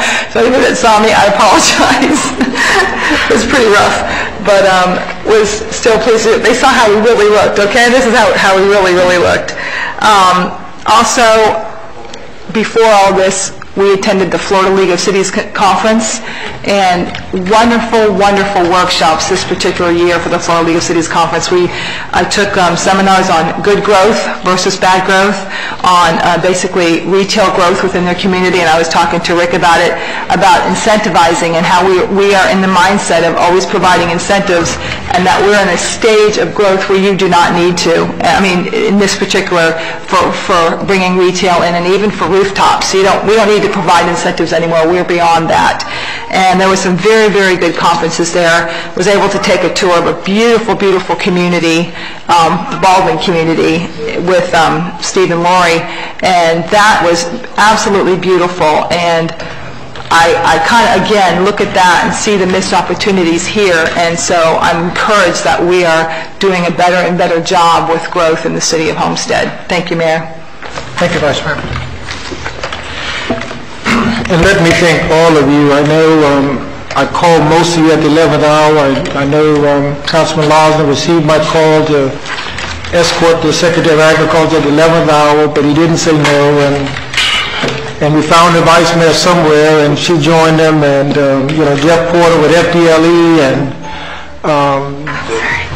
the manager and the chief, and I mean just the whole team were out and about trying to make a difference to help people in this community. And I can't say enough about your professionalism and your commitment and dedication to the people of Homestead.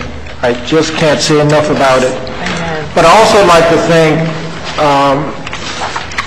Kathy Rundle from the State Attorney's Office. She called and asked if there's anything the office could do to help us. She was available. Katie Sorensen and Dennis Moss were touring the area. And Dennis was here at City Hall, and I met him in the parking lot with his big truck and just touring the community and offering his assistance. Katie called and was out and about, and Evelyn Greer also called and said whatever she could do, just let her know. And our congressional leaders called me and asked, was there any need? They were there to support us. I just want to thank everyone for responding so well to the people of Homestead. And I know, Mr. Manager, we've talked about at some point just showing our appreciation to the employees. I can't say enough.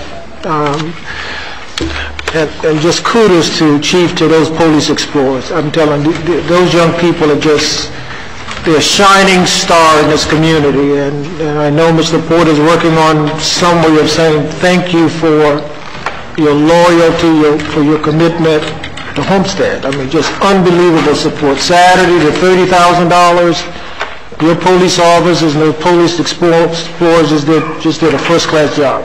And just remarkable. I was amazed to see them respond to the Salve Care group so quickly. So I want to thank you, Chief, and Mr. Manager, and all of you for doing a first-class job. The Vice Mayor asked that I appoint Ms. Sherelle Burgess and Jackie Peterson to the Education Committee. Is there a motion for approval? So moved. So properly moved by the Vice Mayor, second by Mr. Porter. Second also by Mr. Rosner. Any comments? All in favor say aye. Aye. Opposed?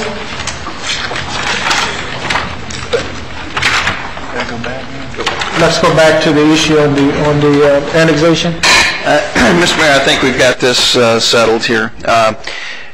The map sent out probably was a little more general for people. They weren't sure where they are, but we are assuring people that all the land that we are annexing is vacant land. It excludes Biscotto Estates. I got an amen on that one, I think, over there. It excludes Biscotto Estates. So I'll say that twice for the record, and other than that, I think I've got that clarified. It's an order. I'll renew my motion. An order. Mr. Losner moved. Vice Mayor second. Mr. Mayor, I also want to say I said all vacant. There's like two properties. The attorney reminded me that were enclaved that are part of this annex, because to get that land, it enclaved two properties. Right. This is residential properties. Two residential. Okay. This is a public hearing. Any comments on this annexation issue? Any comments? We want happy people out in the community. We want anyone to accuse us of annexing them in and you don't want to be in, we're not going to bother. We want fully informed, happy people. Fully informed, happy people. That's what we want. We want this to be a smooth process. So everybody's happy. We are now. Very good. No further comments from the audience, Mr. Manager? A couple of things. One, I missed my turn. No, let us go on this. Okay, I'm sorry. Roll call, Madam Clerk. Yes. Councilman Rosner? Yes. Councilman Porter? Yes. Vice Mayor Bell? Yes. Councilwoman Garner? Yes. Mayor Warren? Yes. Motion carries. Business from the City Manager. Thank you, Mayor. I have a few things to go over. I think the first thing I need to do in accordance with our ordinance is to advise of emergency purchase between meetings at the electric utility plant.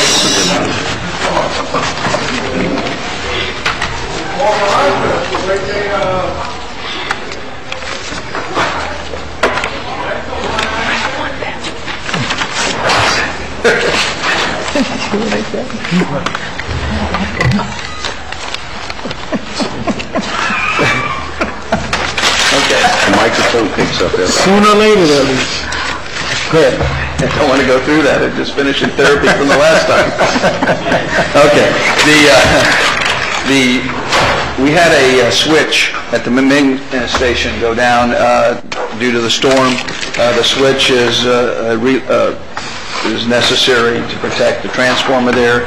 Right now, we're working without that protection. We do have partial protection through how they work the transmission. It's a 2 to 4 week lag time. So I went on and told them, hey, go ahead and get it ordered. we need to have it. It's protection for our transformers, which are much more expensive. Absolutely. Okay, so that's a notification there. Real quick, everybody's said what was on my mind pretty much with the troops, the city employees working. They did a great job. We had help from Clewiston, Vero Beach, and Bartow. We will plan to send them something thanking them as well. Excuse me. And we will think of something to do with the employees. Today, we had some employees that were on time and a half. You had some that spent a lot of hours that were salaried. We're doing something for them. We're also paying them for their participation in this, because everybody came out at all kinds of hours, did a yeoman's job, helping us out. The flooding was a little difficult to deal with, and just waters have to recede, but getting the power lines back up, those guys did a great job. The police were on top of everything, running the EOC. Again, a little MacGyver issue when their parking lot flooded and the patrol cars could get out, but we made those kinds of things happen, and they adjusted and really did well. So I wanted to say that. I would say that power was restored to over 14,000 customers by 5 p.m. on Friday. By the end of Saturday, only 1,500 customers were out without power, and by Sunday, there were about approximately 50 down for specific reasons. And again, we're working, I want to remind people, because it did get rescheduled, that the Comprehensive Transportation and Transit Master Plan, we want to hear in that public forum from the residents regarding their vision on transportation in the city of Homestead. That will be at the YMCA on Saturday, September 10th from 10 to 3 p.m.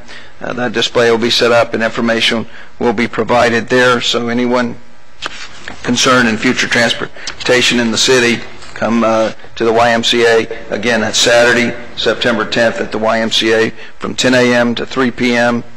We also have our first budget hearing. Will take place Thursday, September 8th at 6 p.m. right here in the council chambers. I say first, we've had the workshop, which was a public meeting. We had the Vision Council, which was really the first time we approached the budget. That was also publicized. The Citizens Academy will be beginning Wednesday, September the 14th. We're almost full. We have a few positions left. If you are interested, contact Lillian at 305-224-4415. And again, the town hall meeting that had to be rescheduled from the storm has been rescheduled for Thursday, September the 22nd at 7 p.m. It'll take place in the minor league clubhouse at the Homestead baseball stadium, sports complex. Some people get that mixed up with the track, but it's at the baseball stadium. And that's all I have. Thank you, Mr. Manager. Any public input? Give us your name and address. Hello everyone again. My name is Katie Sidkowski. I reside at 931 Northeast 5th Avenue in Homestead. One other organization that I'm involved with is Defy It. It's also known as Drug Free Youth in Town.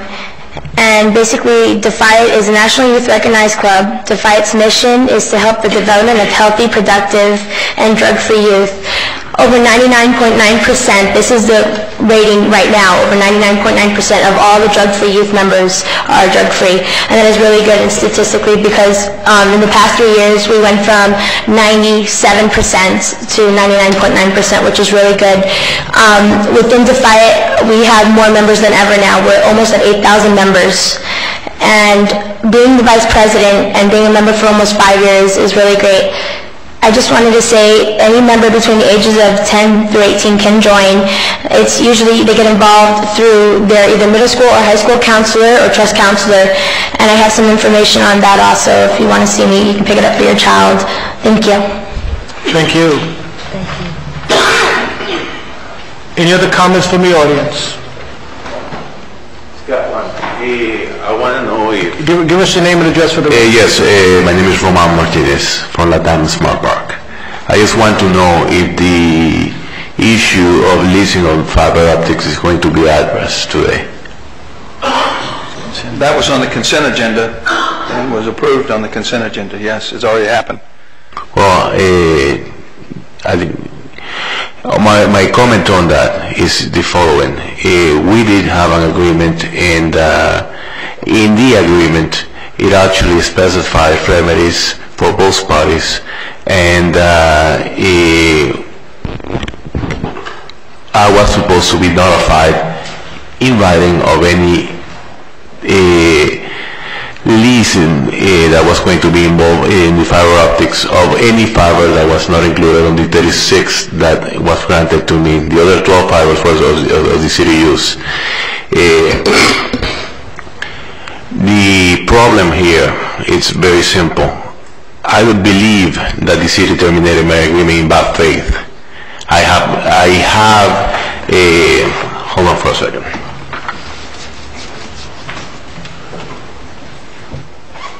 Have this been discussed? Where's he at? It's a legal issue. First of all, and just to remind you guys, this was given to you by me for my work on getting the fiber optic ring built in Homestead. I personally financed the grant application. I personally financed all the cost overruns of the city fiber.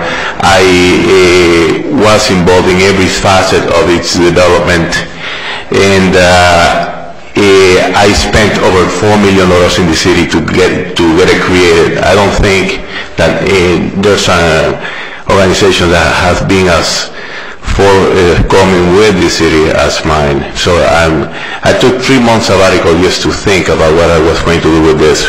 However, last week,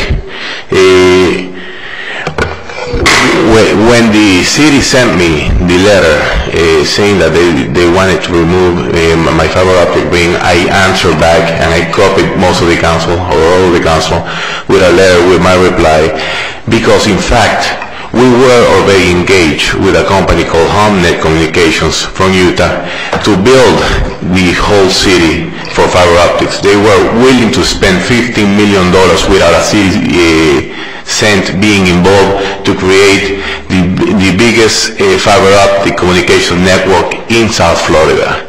They were going to bring cheap internet, they were going to bring education, they were going to bring telephony, they were going to bring medicine over IP. Let me interrupt you right quick.